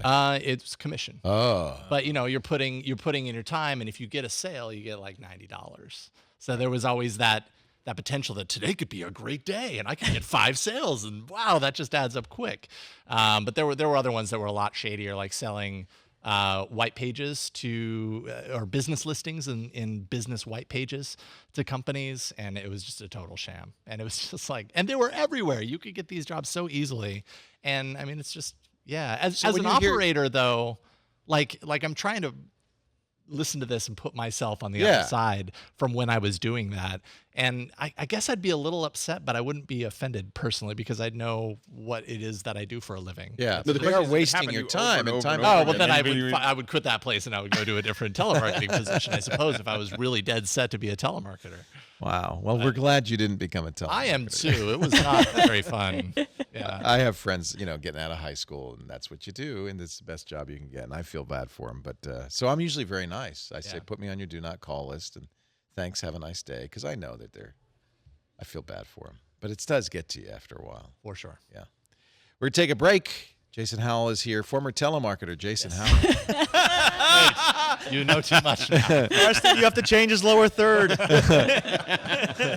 Also host of TNT and All About Android from MacBreak Weekly and the Pixel Core. It's Alex Lindsay. Always great to have you. Thanks for the Ozo. If you're just tuning in and watching our live stream, our first live stream from our new Eastside Studios, you can also watch it in 360 if you'd like to kind of see what it looks like to be in the room.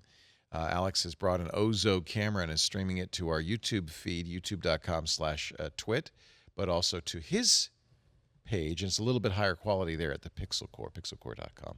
And there's just like a 360 button there at the top. You can just Press the 360 button. just press. See what happens. Yeah. Also with us, Mr. the Reverend Wright. What are the different honoraria titles I could call you? Like a father, right? Father, Reverend. Honorable, the Reverend. Reverend. Can I call you Reverend? You can call me Reverend. I always thought that was a Protestant thing. A priest can be Reverend. We're Reverends. Are you the right Reverend? That's a bishop. Mostly the wrong Reverend. Father Robert Ballecer, Padre SJ on the Twitter. He's also the digital Jesuit, and we thank the church for letting us have you for the time They're being. taking me back for a month. So I hear. Yeah. What is now? You told me you have to go to Rome sometime soon. I do. So we've got this thing that the Jesuits do every generation or so, and I'm part of the next one. Wow. I tried to get Is it out like an ecumenical council kind of a Kind thing? of, yeah. Yeah. A synod? We call it a general congregation. We're going to elect a new leader. Oh, wow. And then we kind of set the agenda for the Jesuits for the next 10, 15 years. So the Jesuits are a subgroup of Catholics. There's Franciscans, there's Dominicans. I always think of them as abbots, not abbots, friars, as monks, but they're not monks. No, Jesuits are very non-monk. That's part of our charism. So we are on the largest order of the Catholic Church. Yeah.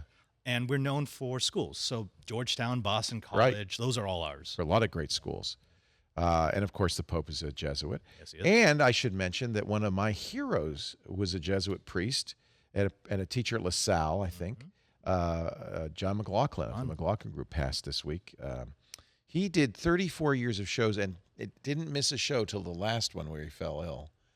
34 years of shows without missing one. I watched them every Sunday when Me too. as a kid. As a kid, I would always question. And I have to mention, this is why we do this. What we do. He was my inspiration for this roundtable style show. Although I'm not as what would you call him? Flinty as he had a style. Wrong. He had no style. Wrong. Imagine TWiT if you just went around the table and said, "No, that's wrong, Megan. No, Jason." But I loved that. I love that style, and I tried to do that at first, but it's just not me. I can't be like that. But I really do love that style. We have another Jesuit you might have heard of. Who's that? The governor of California. Jerry Brown. He was a Jesuit. He went to the seminary. He never got ordained. He was never ordained. Right? Yeah. Yeah. Wow. That's right. I forgot about that. Yeah. We have a couple. There's a few. They're agents everywhere. See, you don't say that because then now people are going to conspiracy theory it. And, wait, hold on. They're going to cut this frame out right now. The Jesuits are everywhere. No, that's going to get to the Pope and you're going to be in trouble. Stop it. Knock it off. No, we love him. Father Robert Ballecer, he really represents the order very well and is a great host on TWiT. We'll miss you for that month. Come back quickly. Also with us, of course, Megan Morrone, one of my oldest, dearest friends, all the way back to Tech TV and the Screensavers, and now host of Tech News Today with Jason every Monday through Friday, 4 p.m. Pacific, 7 p.m. Eastern, 2300 UTC. You missed a day on Friday, right? No, we did the show. We just did it early. No, we don't. We're like the McLaughlin Group. We don't miss a show. Nice. No, we don't. And my order, I'll also be gone for a month. My order goes to Hawaii once every 4 years, and you pay for it. Yes, that's good. And you elect a new leader. Yeah, a new leader of my secret order. I like that. I like that. iOS Today as well. I want an order that takes me to Hawaii too. Actually, you and I will be back here sitting over on the new living room set. It'll be a little rough. It's not quite done, although we do have the bricks and the arch have been put in. The windows are almost done for our new set, and we'll do that tomorrow. And you could tune in for TNT tomorrow as well. We're going to do all the shows. It might be a little rocky at first, a little rough. Might not look as polished as it will be, but I think it's functional. Okay, most people just listen anyway. Yeah, that's what I keep saying. Just listen anyway. Our show today brought to you, well, if they were paying attention, they would notice that many of you, except Alex, have excellent, clean-shaven faces. Mm-hmm. Thank you.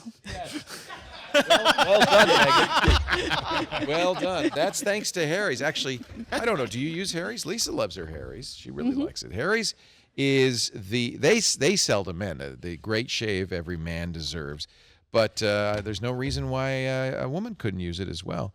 You know how razor companies are always changing the handle, putting out new models. Oh, look, we've had a 17th blade. Well, and of course, they raise the price each time. Harry's does not believe in doing that.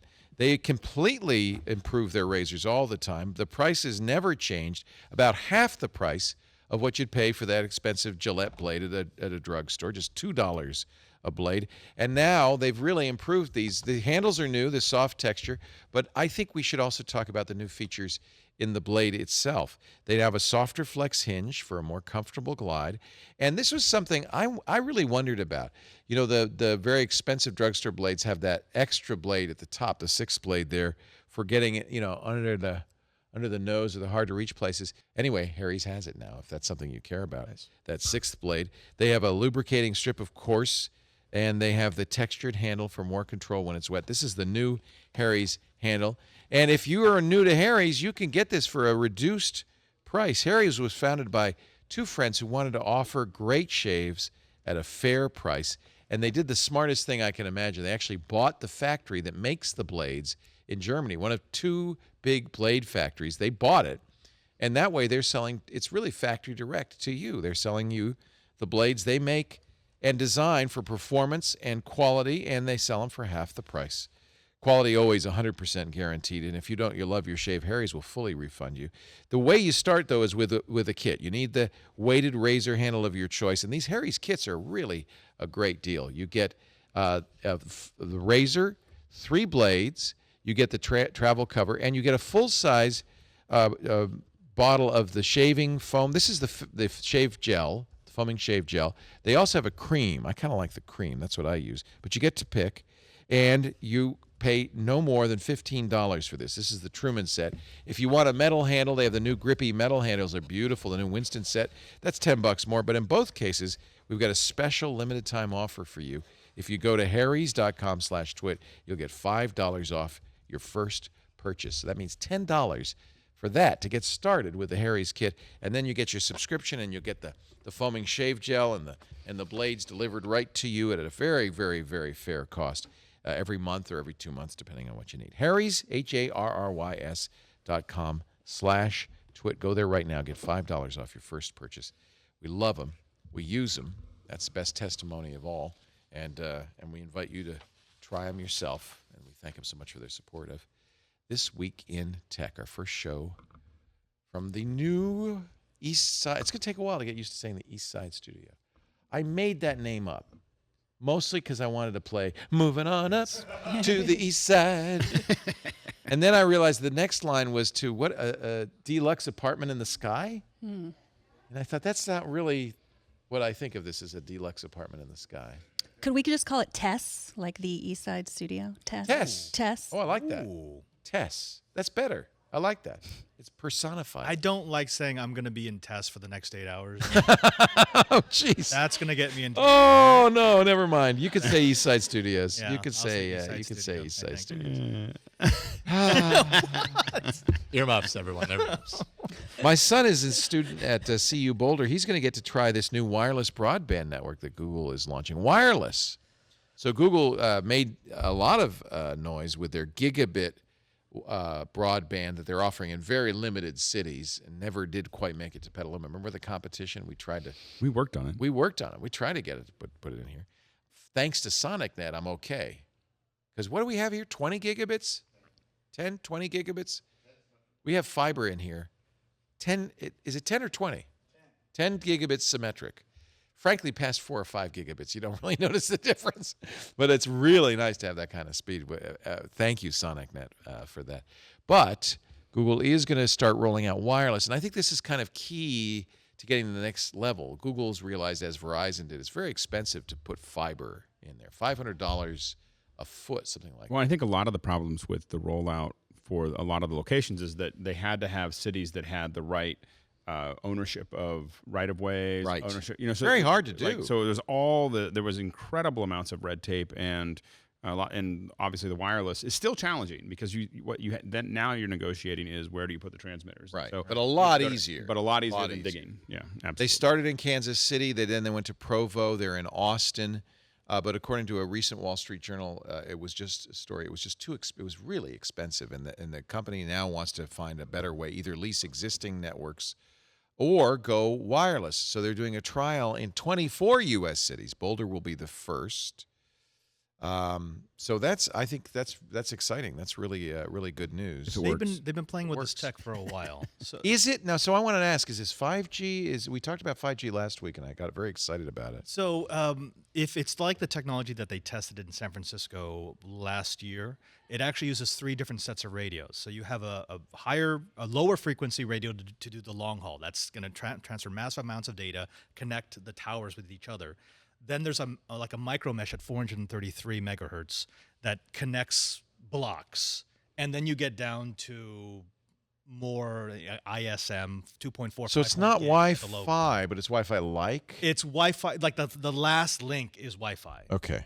But so they have a microwave link at the higher to the head end or to whatever the root place is, and then Wi-Fi from that. Which works, and the technology was proven to be able to do a very nice mesh, but the problem is you're just running into fundamentals of physics here. There's only so much RF energy you can pump into the air before it becomes saturated, and it's not like a cable where you can saturate that cable and it won't affect anything else. If you start saturating RF bands, it's going to affect everything in the air. Right. Well, and also this will have different challenges in different cities because there's a lot of cities that have an RF component that is very complex, like San Francisco being one of them, where there's just I know when we work with a lot of electronics that we have, it's very noisy. There's just a lot already. There's a lot of traffic already there, right? And so it will work in different levels. There's also the legal issue because thanks to people like Comcast and Verizon, many states have laws against municipal Wi-Fi. I think this gets around a lot of that because Google's actually providing the service provider. It's a commercial operator. The city is not paying Google to put that in as a service. That's important, and that's important. It is. It's like, hey, you didn't pay us. We're doing this on our own, right? Although the city obviously would love this, right? It's a good thing for a city to have high-speed internet. And this is all that's left because the FCC just got shut down. They just lost a higher court ruling on municipal fiber networks, which is ridiculous because we're talking about cities where Verizon, AT&T, et cetera, they don't want to come in. There's not enough there for them to make money, or outlining areas outside of where municipal Wi-Fi is already offered. Reminds me a little story of a dog in a manger. I remember reading about some time ago. I don't know why I'm looking at you. You remember that story, right? Remember that story? Okay. Is that in the Bible, or that's just a story we tell after the fact? I don't think the dog's actually in the Bible. That's the one I read. That's the one. They said there's not going to be any internet access at this manger. I'm just telling you. I know you want to tweet. I'm here. You're not. But I'm just saying. Get out of here. OMG, the savior of the world is here. At least you can tweet it. Well, maybe not. Twitter is a honeypot for a-holes, according to BuzzFeed. And then Time Magazine just published a cover story on trolls. I love the story because it said, writing this story is like putting out a pan of baklava for bears. It is not the right thing to do, but sometimes we just have to talk about trolling. This BuzzFeed article we talked about last week really kind of, I think, opened the lid on the issues going on with Twitter. I don't know why I brought it up. Because there's a new filter. They have a new filter. Oh, the filters. New That's way right. to. So tell me about that. I don't know. So it rolled out on iPhone on a Friday or Thursday or Friday. It makes it easier for you to control your settings. You can also just not see people that you don't follow. You have to use that in the Twitter official Twitter app, right? Yes. On iOS. Yeah. Okay. So you can control it so that you don't see any of this stuff. So what do you say? I don't have it on Android yet. What does the setting say? I don't think that I updated yet. I don't want to use it. Like I want to hear from everyone. Like it was the quality filter, which apparently verified users have had for. I've had the quality filter, and it's a rolling out of the quality. And I don't filter use it because when I turn it on, I don't see anything. Yeah. I get 3 tweets. It's nothing. Everybody. I don't know if that's a statement about the quality of Twitter or just, but it does. I don't. See, part of my problem is I want to know if there's abuse and harassment going on. Right. Me too. At the same time, I like others. I get on Twitter and I feel like my life is going downhill. I just get depressed. What should I do about that, Father? I like to mute people so that they can continue to yell. And they don't know. And they have no idea. Problem is it's only muted for you. Everybody else is seeing that. But I mean, most of the accounts, the troll accounts, they have no followers. Or they have, they have 14 followers, all of which are their accounts. Yeah, they're sock puppets. So they can yell to themselves as much as they want. If they makes them feel better, they're great. I see that as outreach to the poor. I think this is such a personal thing. I mean, everyone has their own experience on Twitter, and my experience is different than other people's experience. I wouldn't say for anyone to not use these, but for me, I just don't experience that much hatred. I don't experience violence or threats or anything like that, and so I want to see when people disagree with me. I want to see. Yeah, that I want to see. That's the problem. Is it's very hard to titrate that. Mm-hmm. Well, is that abuse or just somebody who says you're wrong? You're full of it. It doesn't always feel great, but But I want to see business, that. Right? Yeah, I want to be correct. Well, I don't think that the problem with Twitter and the problem with trolling is really us filtering what's coming to us. It is how it's going through the entire ecosystem and affecting. I mean, I guess if you Google it, you find it. I mean, it's there. Yeah, it is. It's just that it is a the world in general. Yeah, there's just the echo chamber that it builds quickly. And admittedly, you look at Twitter, like if I'm upset, it's a great I place. don't do it on Facebook. So it's funny, because there's different, like on Facebook, different tools for. I use Facebook and I'm talking about cool things and I'm doing this stuff. And Twitter, I also talk about things that I think are cool or things that I want to announce or things that I, whatever.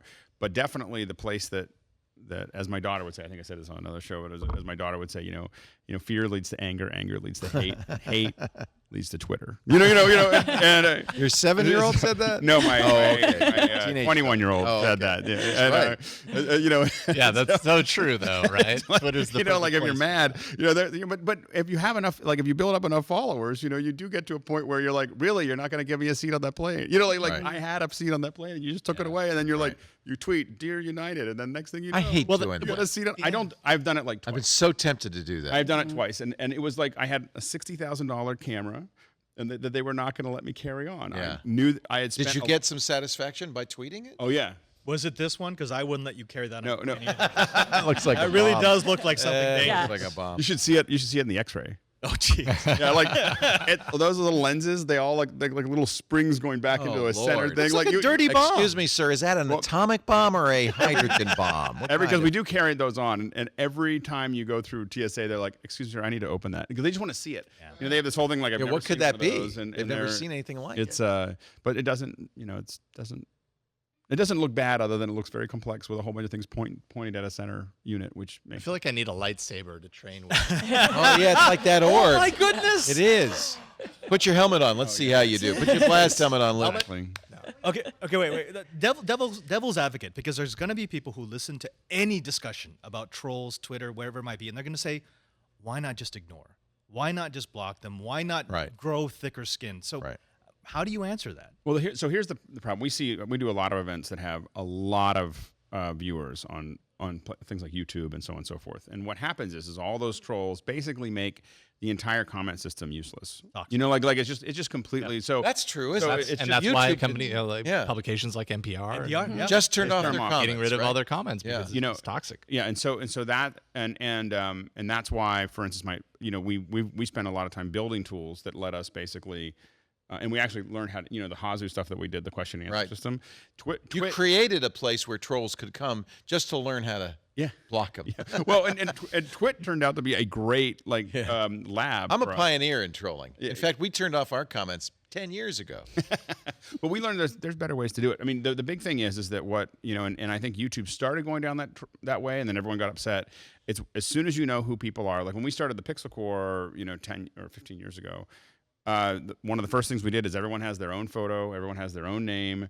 There's a lot to be said for verification. As soon as you do that, suddenly it was like people are much nicer. There was very little. It was always within a tempered level. It's the anonymous nature of it. Now, it doesn't mean the anonymous nature shouldn't exist. You want to be able to have people say what needs to be said anonymously, but on a general process. And I think that we're going to see organizations find ways to tighten, and a lot of it has to do with if you're going to come back to my channel over and over again, I can start saying, I've decided you're a bad actor, and we're not going to listen to you, so you don't want to be like, you ignore it. You want, as a channel, at a channel level, you want to say, I'm going to flag these folks and no one can see them on my channel. Because it was on this show that a couple of weeks ago that Jason Calacanis said that he had heard inside story that Twitter was going to roll out verification for everybody. Right now, it's only for celebrities, movers and shakers, people like that. I just got it.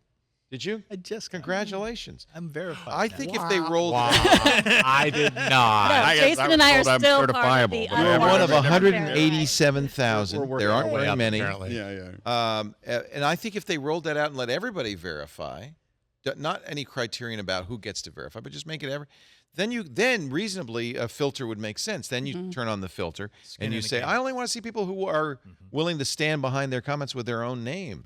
Then that's different. I think that's a different. I just wonder how Twitter has so because we've been talking about this whole Twitter troll problem for forever, years since Twitter began. And so obviously it's a long-term thing that Twitter is grappling with. How did this filter exist? And it was really only kept for a very small percentage of people. I understand the application of it for someone who has millions of followers and everything. It might be a little bit better used in that scenario. But when it comes to your users who are exposed to certain action from people, like I feel like any any way to be able to control Would be that nice. would be nice. Yeah. I'm surprised that it took them a year and a half since the point of creation of this tool to Well, roll that's out. what that article is about. Like, they're just disorganized in this sense. They don't really know what they're doing. Yeah. They're not. They're primarily male, which maybe they're not experiencing the same kind of harassment. So yeah, that was what the article said essentially. But I also just think it's personal. Like, I'm not saying I don't block or mute people. I sometimes do, but it's my choice, and I like having that choice. Yeah. Well, and I think that I think there's a lot of sensitivity to also having large numbers of people leave your service because they're upset that they don't care. Even if it was 20 million trolls that left, the newspaper is just going to say 20 million people or 50 million people have left Twitter, and everyone is so concerned in these social networks of any kind of losing any ground of the number of active users that I can see why they would hide that for a long time and only have those tools to for certain people because they don't want to. They're afraid of getting the reaction that YouTube got. YouTube decided we're going to make everybody use their G Plus account. It wasn't to push G Plus as much as it was to make, I think, to make YouTube more usable, and the YouTube community. And so the problem is you also have a culture of what people expect you to do, and this is why they joined. And there's this, whether you agreed to that or not, because you let it go for that long. There's also a pendulum here because not all trollish behavior is what we would consider trolling. There's nothing wrong about being a provocateur, about throwing out a question every once in a while to get people talking. That's how you get good conversations. That's what I do. Yeah, rather than an echo chamber. Right. Well, I think my job to we some made a degree. mistake as the Digerati calling it trolling. You call it what it is. It's stalking. You're getting stalked. You're getting bullied. Well, there's online. different. There's bullying. There's stalking. There's abusive. There's hate. There's a lot of. Yeah.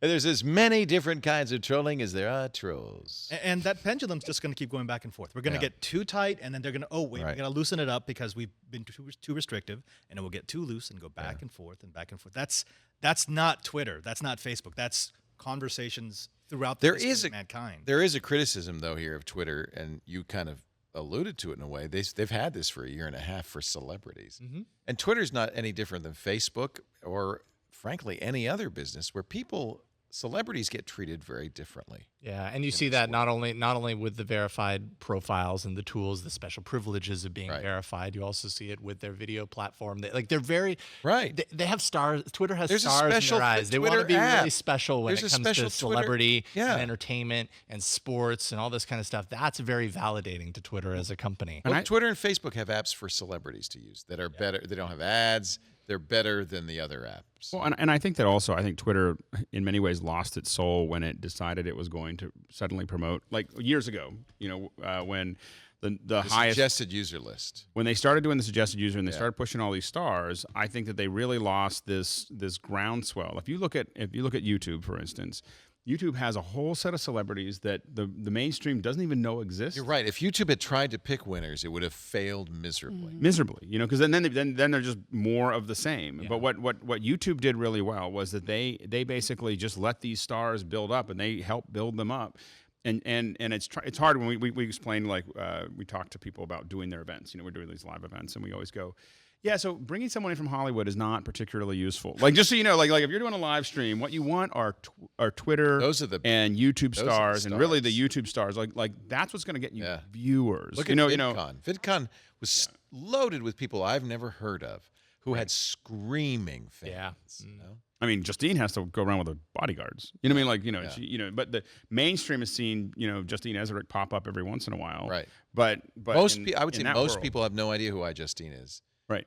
But obviously in her world, she's huge. Yeah. She's as big as Beyonce. Yeah. And so it's, but we always try to explain to people like that is that, but it always baffles gave me up. too. Cause if from somebody like me, from an old school media point of view, what I see those people do, I don't understand why they're celebrities. What makes them so, it's not the traditional definition of celebrity that we have or of, we're not talking Johnny Carson here. We're not talking Jerry Lewis here. They're in that vertical that they're in. They serve that my it's son. It's a very specific niche. My 8-year-old son watches Minecraft. If I let him go, he'll watch hours of someone sitting there playing Minecraft. It's the new stardom. The old stardom was I look at someone, I say, you are someone I will never be, and it's amazing I get to see part of your life. The new stardom is this person's like me. This person has the same interest as me. That's He does the same thing that I do every day. And I like it. In fact, as PewDiePie has gotten more successful, he's kind of being more rejected by his fans. Oh, you sold out. You became Hollywood. Well, and I think that the other thing, from the interactions that we've had with for instance, YouTube stars, they're not nearly as much like everyone thinks that. I mean, they come across that way and everything else, but these are folks that are very organized. And They work very hard, and they like when they tweet, when they post, how they post, what they say, all the little bits and Justine's a good pieces. example. She knows exactly what she's doing. She's very, very smart about how she's doing it. Well, OMG Chad, great example. I mean, because his persona online is he's kind of disheveled and he's random. Far from it. Everything is so planned. When he tweets, all of his content, when he creates it, who he's hired to do the production. Right. And so he's doing a persona. Is that shared? Is that lore and knowledge that's shared between these people? How do they learn this? VidCon. VidCon. Like they sit there. No, they sit up there in panels and they talk about how they do that stuff. And YouTube does a pretty good job. So you could go to somewhere like that and study it and say, I want to be this person here. Look, Well, it's one thing to say, if I practice shooting a lot, I'll be an NBA star. There's a lot that goes into becoming an NBA star. Is it like that? In the same way that it's not just practice. You have what is the vertical that you're going to serve that is going to be different than something that everybody else is doing. There's room for a handful of them, but there's only so many people that are going to be superstars. Opening toys. Yeah, well, that's my the thing. vertical. It feels like their verticals are being invented that we didn't even know existed. They're being invented as we go. Like who knew that opening toys would be a thing? No one knew until he Why started aren't you doing it. that, Megan? You should be opening toys No, every week. Exactly. Well, there aren't the same gatekeepers, right? I mean, these kids are deciding what they want to see, and there's so much of it. So your kids watch different things than your kids that watch different things than your kids and my kids and, the kids that you work with. And so, it's just, we don't know. There's so much. And so, and also it's a lot of luck. I think you can do everything right and not be lucky too. Like you're in the right place in the right time, that sort of thing. But it's not the same. It's not the old media where like there were a bunch of old guys in a room that were like, what can we make for kids that we can put ads on? That's just not what it is anymore. Well, and it's just these random, I couldn't believe. I was like, I wanted to show someone. I didn't want to try to explain it. I was just like, just go watch a movie on how to solder an XLR cable. And then we'll sit down on YouTube. Oh no, there's whole pages of it. And there's pages of guys doing it in different techniques in the process, and some are better video, and some of them are like hundreds of thousands of people have watched this video on how to do an XLR. But that's the kind of thing is that, and that's the power of. I mean, I don't know, not to be too early, but that's the power of the internet is that you can have these niches that are no longer a local niche of what happens in Petaluma. It's a niche of there is 100,000 people spread around the world that are interested in, the world's a big place. There are 1.5 billion people on the internet, and so it doesn't. There's going to be more niches. Get a lot of coalitions. Yeah, it's pretty. Actually, it's pretty exciting. It's cool. The other side of the Twitter thing. The other side of the YouTube's comment thing is, it's democratizing. That means all people get a chance to talk. Some of them are annoying. Some of them are the next, big thing. But it's also, it is what's changing, how we look at law enforcement, for instance. I mean, I think that's a hard conversation. But, Will Smith, I think, said it best where he goes, it's not that law enforcement got any worse. It just started getting filmed. Right. And so the fact that we, it's been the same. And I think that the thing that, we're starting to see now with, we start to see movies, but we're going to see probably in the next 2 years basically a feedback loop where you see, a live stream that creates a crowd reaction that feeds into the live stream. Something's happening on this corner in Petaluma. People watch it live and go do something about it while it's still streaming. Wow. And I think that's scary. But I mean, but that's the. But I mean, that's within the next 2 years. I think we're going to start seeing these feedback loops of people because people have the ability to stream from their phones. Right. That kind of stuff is going to happen, and I think that it's going to change a lot. And I've both always for wondered good and why bad. there's not like the I've been stopped by a police officer app where you push one button, and it automatically starts recording and sending to the cloud. The ACLU makes it. Oh, they do? Yeah. Wait, really? Yeah. So it's an ACLU app. I don't think it's actually called I've been stopped by a police officer, but it's the same idea. It immediately starts streaming, starts recording, and it's illegal in some states, but it's illegal? Oh, because you're filming a police in some officer states, not all. Most states, it's not. Let's take a break. We're going to do a live week ahead, so prepare your script. Okay. Get the teleprompters ready. I don't know what you do for that, but we'll get that ready Magic. in a second. before we do we have a promo for this week, Karsten? All right. Let's see what happened. It was a big week.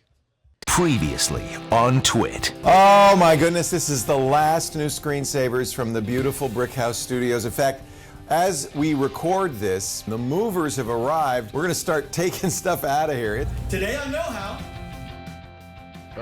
Bye-bye. The new screensavers. I'm here at Rancho Obi-Wan with the CEO of the ranch, Mr. Steve Sansweet. How long has it taken you to collect everything that's in here? Star Wars just celebrated its 39th anniversary, but I've been collecting for over 40 years. Oh, wait a minute, the raccoon. He's leaving. He packed his bindle, and he's about to leave. Security Now. The massive misreporting across the entire industry of this Microsoft Secure Boot Golden Key. That did not happen. They used the term golden key, and because their write-up was itself very confusing and dense, what this actually was an implementation design error. That's all that is. There's no key involved. All right, close the door. And for the last time, say goodbye. Here we go. Let's get on the cable car. We got a ride. Wow, you got this in fast. yeah. Nice job. Our editors worked fast. We're going to cut the ribbon, and for Those the are first working time, scissors, enter by the way. Those are the like- Eastside Studios. they'll kill you. All right. TWiT. Broadcasting from the capital of the free world, Petaluma, California. By the way, I want to. Yeah, that was nice. Our editors worked fast because that was stuff. Some of that like was 5 minutes ago. Just a minute ago. I do want to give a lot of kudos to Steve Gibson because everywhere in the media, and we reported it too. I reported it. We talked about that Microsoft Golden Key, and I got fooled because, I tried to read the text, and it was jiggling around a bit, but it looked like there was a bunch of hexadecimal code in there that was a key. He read it closely and paid attention and then, more importantly, understood it and said, that's not exactly what happened at all. Well, I think we were, and the media in general was so anxious to find a story about why having a golden key is a bad idea so that we could spank the NSA and the FBI and members of Congress who want us to have a backdoor key, that we wanted that story to be the case. It wasn't. It had nothing to do with a golden key. It was an error in implementation on Microsoft's part. Didn't really affect people as badly as it might have, and I'm sure they will fix it at some point, but although difficult to fix because it breaks a lot of software if they do fix it. Anyway, if you want to know the details, I doubt very much you'll see articles on the internet starting tomorrow saying, oh, it wasn't a golden key, but if you want to know the details, you can listen to Steve's Security Now from Wednesday because he does talk about what it really was and what it really means, as opposed to what we thought. And I include myself in this, what we thought it was. We've got a great week ahead planned for you in the brand new Eastside Studios. Megan Morrone, what are you going to be covering this week? Well, hopefully Nougat will come out. Nougat? It's Have we called decided? Nougat. I call it Nougat. I don't let anyone call it Nougat. I go back and forth because it's fun to Nougat. be undecided. Yeah. And so when Nougat came out, that was when Jason and I were going to switch phones, and he was going to try a couple things on iOS. We'll figure that out. I'm going to bring you my iPhone, and you're going to be using my iPhone 6S Plus. Well, I'll wipe it for you. Okay. Clean off the fingerprints. I'll use one of those mirrored. Which one? Android You want to try phones. the Note? Yes. Yeah. Okay. You're willing to be like, I don't want to go back to my iPhone. I'm willing to try. Are you willing to say, I don't want to go back to Android? That would kind of ruin your. It's really difficult to do that because I do so much with Android for my job. I'll be using a BlackBerry. Yeah, and we're gonna make him use a Yeah. BlackBerry. Yeah, I got a passport. Alex, for you get a Windows phone. Excellent. I'm ready. Burn.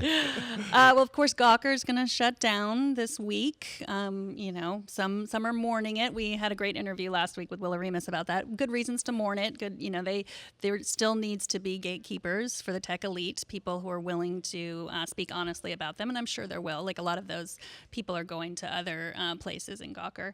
LifeStage launches this week. That's a Facebook app, but you don't have to have a Facebook account. It was created by Michael Saman. He's a 19-year-old product guy from Facebook.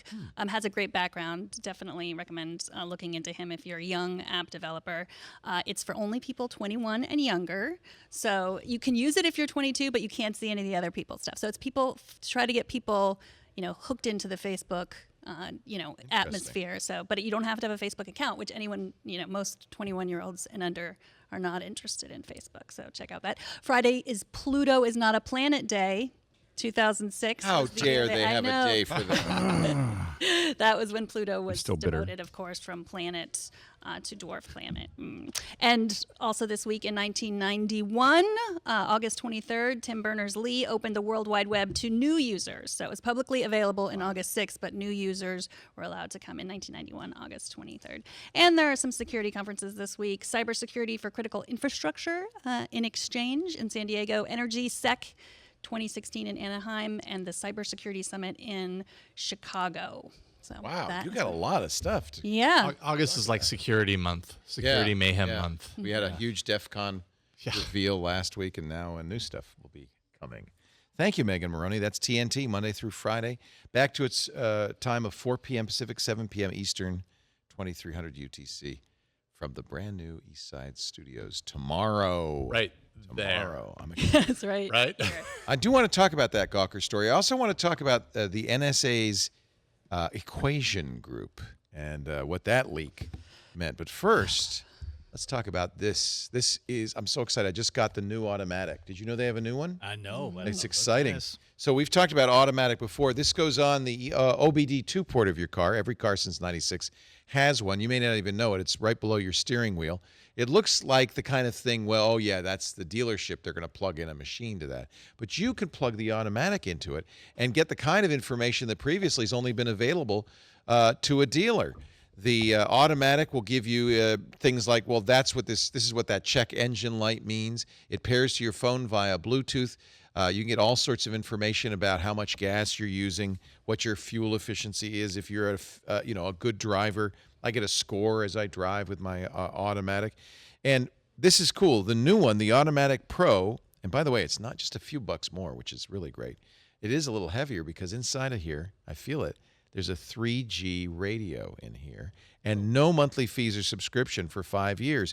So this automatic now is on the internet, which gives it a huge range of things it can do. For instance, you'll always know where your vehicle is parked at any time, or put this in your car and you can track your vehicle even when you're not with it. So when Annabella starts driving in a couple of years, you put this in the car and you can have even geofencing because it'll know exactly where she is. And you could say, Annabella, you're not allowed to go outside city limits, or you're not allowed to go to the highway. And you can actually look on your phone. You'll be able to see where she is. It works with if this, then that, which means you can have it hooked up and do all sorts of things. I have it hooked up with my Amazon Echo. I can say how much gas is left in the car, and it'll tell me. It doesn't do that with a Tesla because there's no gas. But it does do that with your automobile that uses petrol, as they say. You can link it to your Nest thermostat, so as you drive home, it'll turn the heat up or the air conditioning on. You can even ask Alexa, where did I park my car? Oh, I'm sorry. A lot of people are just going to know. But see, if you had this, and you even could get human help in a crash. The Automatic Pro detects severe accidents and calls the train responders for you, even if you cannot. This is awesome. Every car since 1996 has an OBD2 port. Not every car yet has an Automatic Pro, but it's my goal to get every car in the nation with one of these. Normally, it's $129.95, which I think is a great price. And by the way, no subscription fee. You don't pay for the internet connectivity.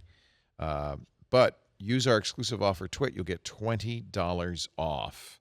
So now it's pretty much back to the price of the original automatic. That's a really good deal. Get all these new features basically almost for free. Visit automatic.com/TWiT for more information. And don't forget, if you want to get $20 off, use the offer code TWiT at checkout. The brand new Automatic Pro 3G car adapter. This is huge. Real-time driving location alone, the crash alert, that's going to be fantastic. You're watching TWiT from our brand new Eastside Studios. We really want to thank the live audience that came out to help us celebrate. We seem to have a few bottles of champagne and some cupcakes and things. I hope you will partake. Feel free. And if you want to be here and visit us in the studio, just email tickets at twit.tv. We'll make sure you can come in. We're going to maintain our open studio policy. I was thinking about that. We didn't do that in the cottage, did we? There was no room for an audience. You couldn't have. Where would you put them, in the host chair? Sometimes people came in occasionally. And they peek in the door, or maybe sit in a corner. In the corner, yeah. I remember that a few times. It was hard though because there was no room for it. So I think that the having a studio audience really started with a brick house. Yeah, for sure. Yeah, I hadn't really. It feels like we've always had like live stadium audience. seating, like stands. We used to have that. Remember the screensavers? They built a little bleachers. They have little ones you can pull out and then just pull them out. Yeah, in, I think it's a them good out. idea. I think it's a good idea. We have plenty of room for a studio audience, so that's nice. So we look forward to seeing you. People are asking about the bricks. I don't know where they're going to go, but I think we're going to go line the hall with them. Because this wall on the studio here, as you come in the door, be a perfect place. You'd see your brick as you came. Yeah, it's all white right now, so yeah, it's just a nice place to put some texture. And you know what I really want to do? Patrick Delahanty had this idea, and I'm going to figure out a way to do this. The other wall on the other side, also this long. It's weird. It's a long hall, and everything comes off of that hall, right, including the studio. He wants to put a timeline, a TWiT timeline along that. Like, you know, when you go to a museum and you see first there were the birds and the dinosaurs and the rodents. And so we want to make like a timeline. We'd have all the hosts when they started their shows. We'd have pictures of the hosts. Somebody else said, you know, you said this. We could get monitors and have little videos. Like the Harry Potter picture frames. Yeah. We could. I think this would be really fun. So we're going to figure out a way to, it might take a while for us to do, but put a timeline down the wall. Kind of the history of TWiT and all the shows we've launched. It's been 11 years. It's not as long as the dinosaurs, but sometimes I feel like one. The comet could be coming any time now. So let's talk about this. This is probably going to be a Steve Gibson subject. I think we talked a little bit about it on Wednesday, but more news keeps coming out. It was revealed by a security group that NSA tools, older tools, but nonetheless tools, they had somehow hacked into the NSA and got tools from the Equation group. WikiLeaks says they're going to publish these tools. There was some question. The shadow brokers who published 2 chunks of data, they say one was open to all, and the other they're going to sell for the highest bidder, at least $1 million. WikiLeaks says they already have the files for auction. We'll publish them in due course. The questions, of course, several questions come up when you read this story. First of all, are these really legitimate NSA hacking tools? Second of all, how dangerous are these tools? Can they actually, you know, if hackers got a hold of them, if some hacking group spent $1 million and got a hold of them, would that mean the end of security? Would this be a big deal? And finally, who are the shadow brokers and how did they get them? You know, that's a big question, right? Because if the NSA is getting hacked, that's a little scary. That's a little worrisome.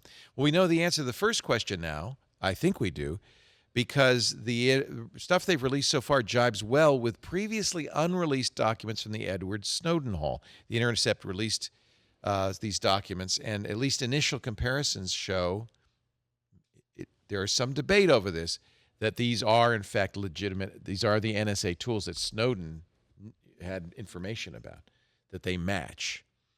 The second question is a little more difficult to tell how dangerous these are. So far, what we see requires that you have access.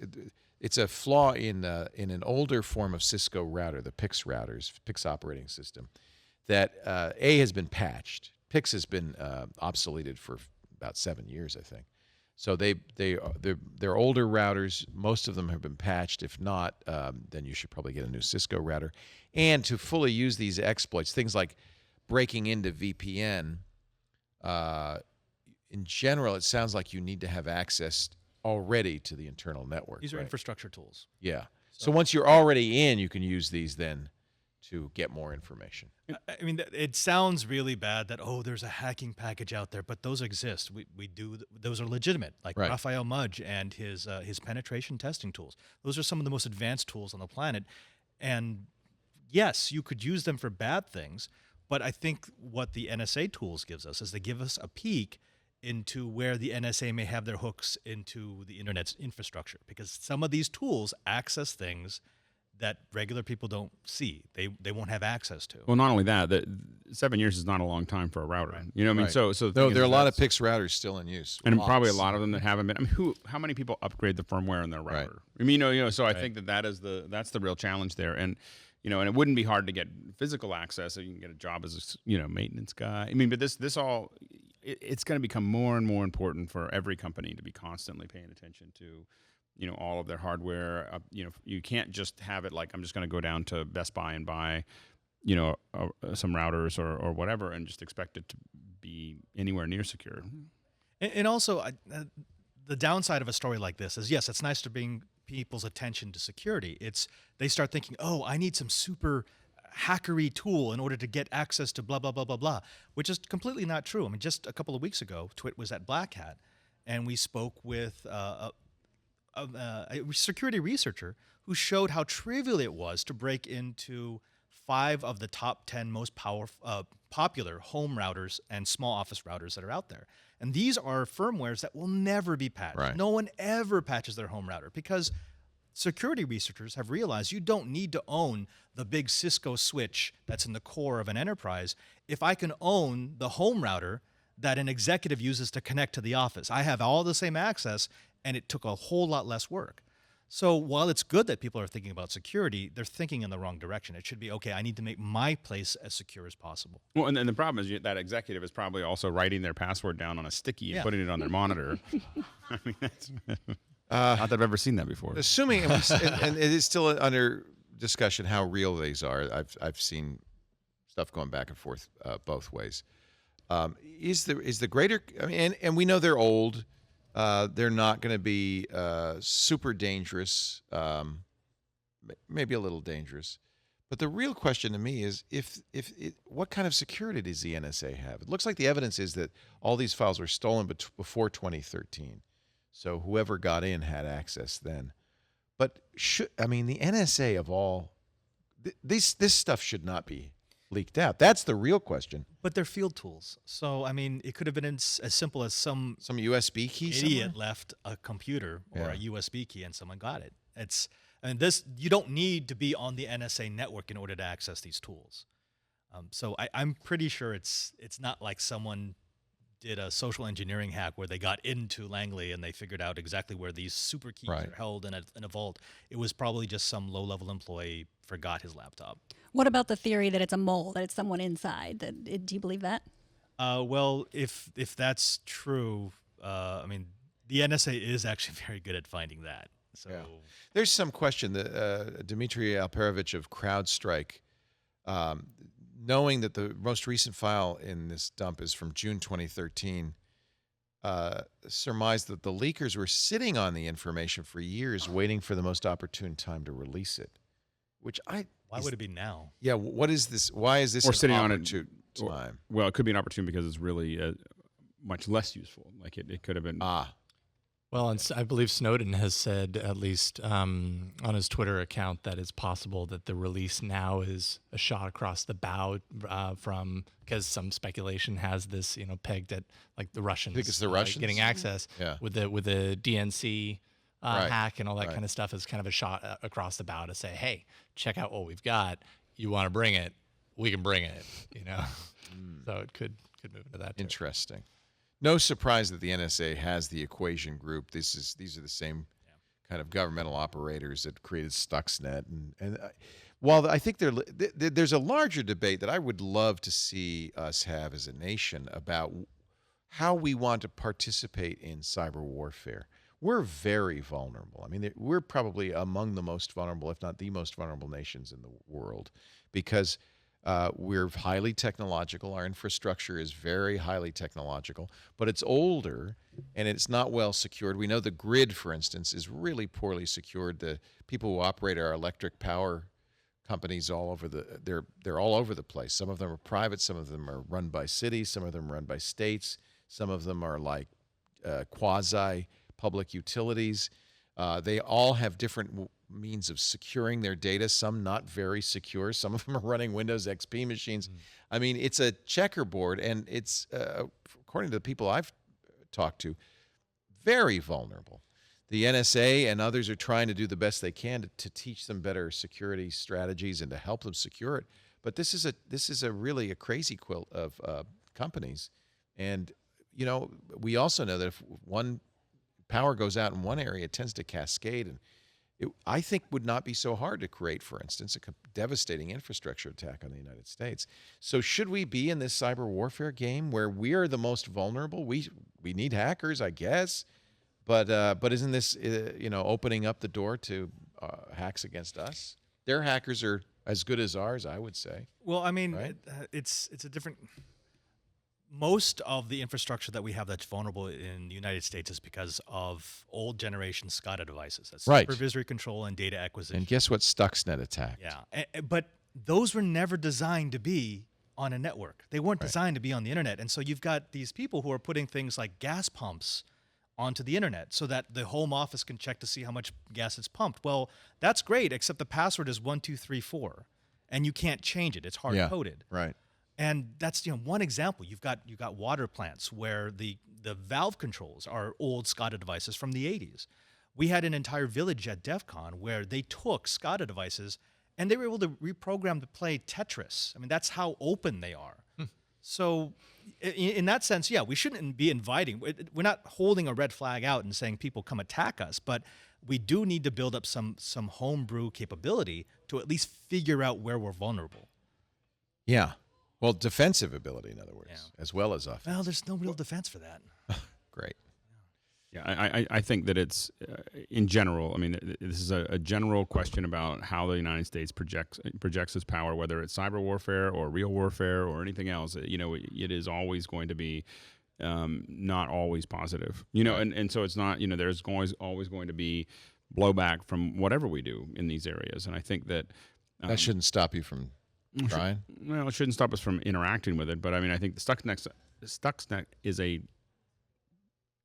could be very frightening about what it can and can't do as far as what they figured out how to do. Right. And it does open up a Pandora's box, that we have to be careful of every time. And I think that the U.S. has never claimed responsibility for Stuxnet, but I think it's widely believed that it was the U.S. and Israel. I mean, I don't know what. In fact, it might have been the Equation Group, right? Dooku, Stuxnet. I mean, what I heard is I didn't look at it, but it's some of the most elegant code written. Yeah, no, it's definitely a governmental actor. Yeah, and so I think that the problem you get into is that the people who are actually implementing these are more interested in the battle. I mean, they're in the middle of it. They're trying to solve it, and you do need to have someone step behind them, going, okay, do we really want to open? And someone who actually, the problem really is that someone who's making the decision to give them the go has to be someone that actually understands what go means. It's and difficult. I think so the diplomatic corps, which would normally make that decision, is completely unable to understand the technology. I mean, it's like, it might slow the Iranians down, but it could invalidate the security of every USB device ever made. Just saying. It's. I have to watch Alex Gibney's 0 Day because they cover this in great detail, and I hear it's very good. You were at DEF CON? Yes. Funny thing, before you arrived at DEF CON, there were 8 GSM towers around the Bali and Paris hotels. Once DEF CON took off, there were 38. 38 cell towers. All of a sudden, 30 more cell towers. They were just, they really wanted to make sure we could stay connected. Yeah. So basically, these were all Stingrays, right? Yeah, well, it's scarier than that. So there was a security researcher by the name of... By the way, you don't go to DEF CON and you assume that this is the case. Oh, absolutely. Yeah. That's why, I mean, we're not joking. When we tell people turn everything off... Yeah. Don't join any Wi-Fi networks. No, don't use your cell phone. Put your cell phone in airplane mode, turn off Bluetooth, turn off... Because a cell phone will automatically join one of these Stingrays. It doesn't know the difference. That's its job. Yeah. But there was a security researcher by the name of Jeffrey Vaughn who did a scan of the area around Paris and Bally's where DEF CON was held, DC-24. And he found 8 towers. Yeah. On the day of the show, he did another scan. He found 38. Now, some of those could be the hotel turning on extra repeaters so that you get more service. And I would like to say, if anyone who's gone to Las Vegas, they really do need 38. They really it wouldn't be a bad thing. This is constant just shaking your phone like. But some of them are probably government sanctioned IMSI. Those are the dirt boxes, Stingray. Well, but a hacker can build a Stingray. That's the other problem, which is I could go down into the vendor area Right. Actually, not this year because there were no software-defined radio vendors this year. But last year, I could have gone down and bought about $2,000 worth of gear and built my own Stingray in about 30 minutes. Right. So it's that technology is no longer in the realm of law enforcement anymore. Your neighbor can build a Stingray with instructions they find on the internet. That's, to me, it's scary, but at the same time, it's kind of cool. A Stingray acts as a cell tower, captures your phone. Typically, will they pass that traffic on to the cell network? Right. So the way it works... So it's a man in the middle? Your phone is actually pretty stupid about this. All it knows is it wants the best possible signal. Right. It will look for the strongest tower. So let's say I set up a Stingray in the room next to yours. Automatically, your phone will connect to my box, and my box will forward the traffic onto an actual cell tower. But I'm now a physical man in the middle attack. Right. So and because the phone is only encrypted between the phone and the tower, it trusts the tower, it's now unencrypted on my side. So I can see your texts, I can listen to your calls, I can see what sites you're visiting, what apps you're using. It's actually pretty easy. They did a really good demonstration this year. T-Mobile has announced there will be but one plan. One plan only, $70 a month, unlimited text, data, and voice, and that's that. Oh yeah, no other asterisks. Yeah. Well, there's a couple. If you are a super user, what was the number? It was like 36 gigabytes a month. There was some huge number. If you use more than that, we may have to slow you down a little. Well, you also have to pay extra if you tether to your, iPhone Pay extra or for anything tethering. like that. And your video is going to be 480p. Period. That's the big unless you pay for $25 extra a month for high def. I think I have a grandfather plan. So this is prepaid. I pay month to month. You have the $30 plan. I have $30. Yeah, I do too. That's that 100-minute voice plan. 100-minute voice plan, 5 gigabytes of high speed. It's only pay as you go, and you have to search for it. It's in fine print at the bottom of the GoPhone page. But you have that too? Mm-hmm. I have it too. It's a good idea. Works really well. Will you be grandfathered in? Do you know? Well, I was told that if I switched off of it, I wouldn't necessarily be able to switch back. So I think they want to get rid of it. Stick with it. Yeah, of course. And they're not legally bound to keep giving me that price because it is month to month. They could just say, we don't have this anymore. But I like it. 26 gigs of data. The top 3% of its subscribers who use more than 26 gigs of data a month will see some throttling. So it's unlimited up to. That would explain why mine gets so.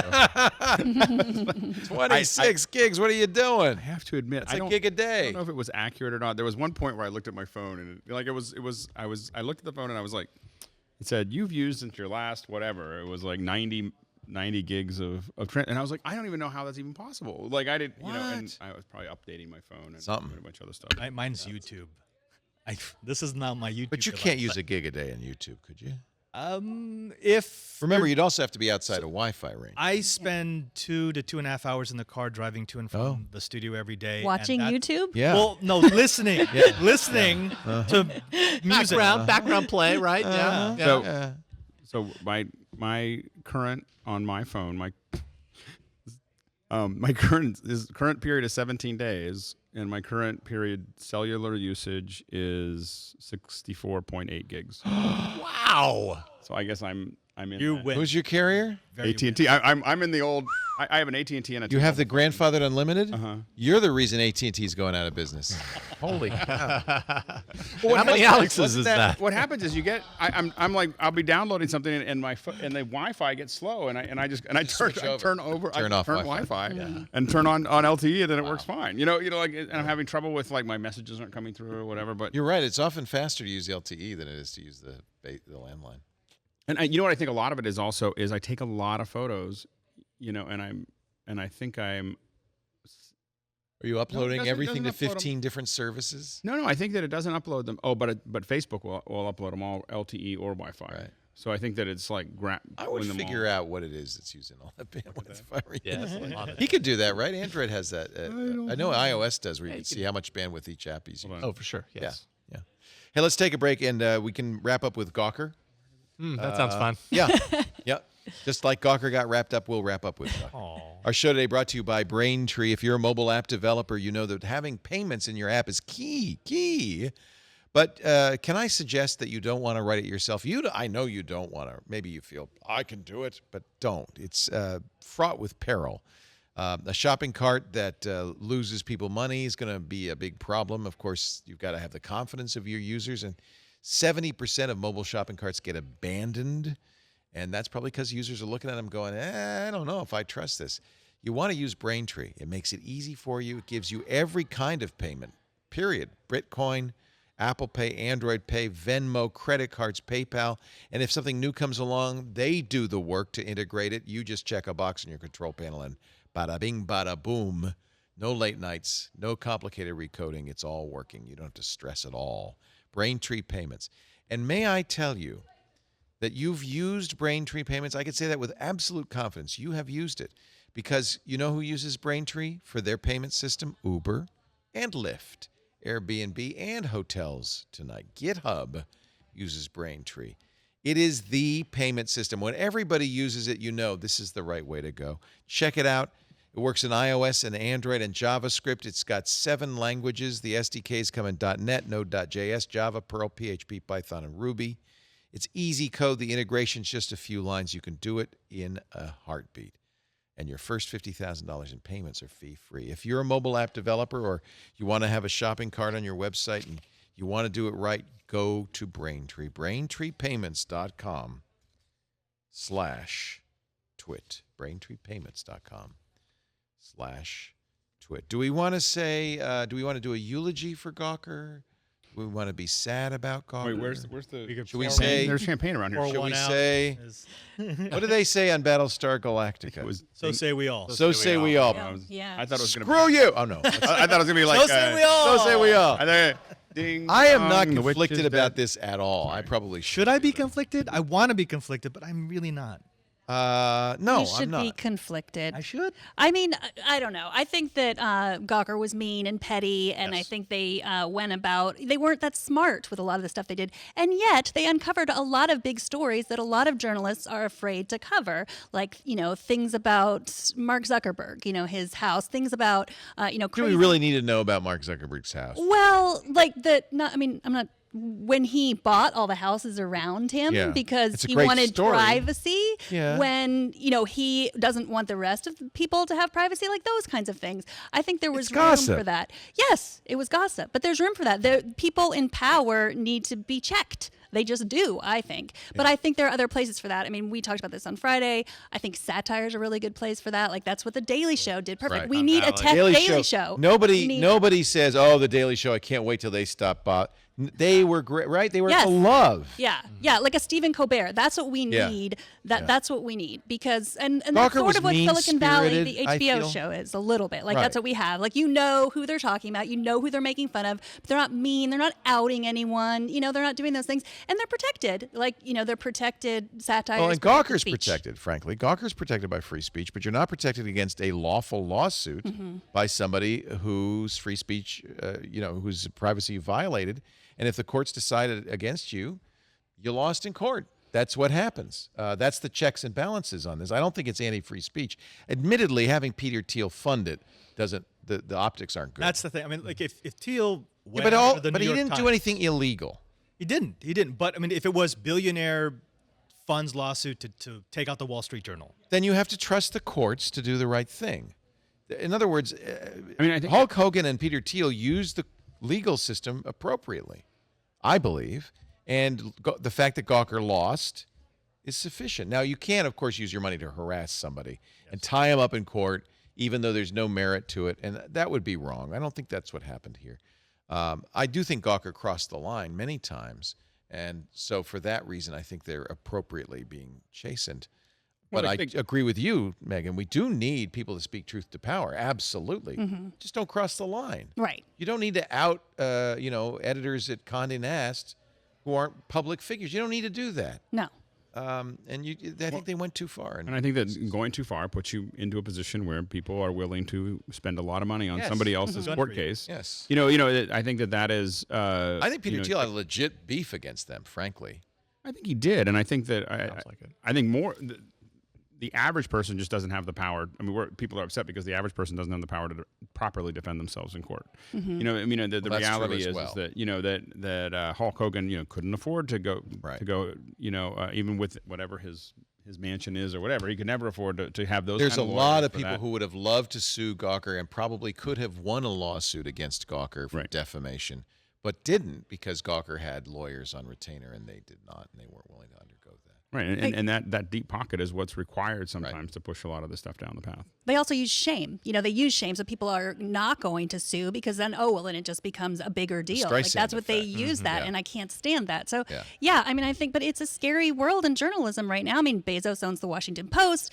All these companies. AOL owns TechCrunch, and BuzzFeed is supported by venture capital. Like we're in a world where you don't know who owns who in tech journalism. It's a scary world to be in. We're we say what we want, but we're not beholden to anyone, and that's nice. But if we were ginormous, we might not be able to do that anymore. Right. But I think the other thing though is that, or if Peter Thiel decided he didn't like us for whatever reason, that would be scary. I couldn't defend against a lawsuit. That's the from a big billionaire. challenge, right? And that's where the lines get really blurry. Like, say you want to start a new media outfit, you're less inclined, at least on the surface, you're less inclined to trust your instinct that this is worth covering and this is not, because at least in the example of Gawker and Thiel, there is a world that exists where this man with a lot of money can decide that he doesn't like the line that you've drawn. That's scary. And that's a chilling effect right there for any new publication or existing publications. And I think that's where the confliction kind of comes from. Yeah. It's like, we kind of get it. You look at Gawker's content, you look at a lot of the stuff that they did, and you might not like it, but when it comes down to it, some guy with a lot of money decided he didn't like them, and that he didn't like the brand of media and coverage that they were doing, and decided to put his money into taking them out of existence. And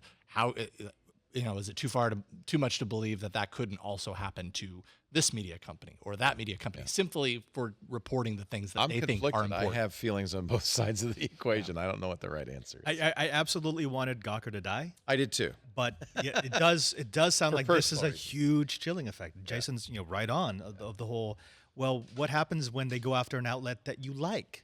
Right. Is now it's bad where before it wasn't? Well, funding other people's lawsuits for your own thing is not something new or even original or even interesting. I mean, it is something that happens all the time, and so, you get someone, and now it happened to Gawker, but in local politics, this kind of stuff happens all the time. Somebody comes in and you start, You have to trust the court system and maybe give tools, maybe like a slap tools where you can, if you lose a decision, if it was harassment, then you get punished for that. There need to be some solutions. So that, absolutely. Well, Well, your father's if you a lose a case, prosecutor, the next law, if you lose a case, Countersuit. there's going to be a countersuit for all the legal fees. Right. And so that's kind of a known, danger that you're going down that path. That's an appropriate dampening. Yeah. In Canada, they have slap laws where if you lose a suit, you're liable for the legal costs, and that's really reduced kind of frivolous lawsuits. Well, and I think that you want to make it easy to sue.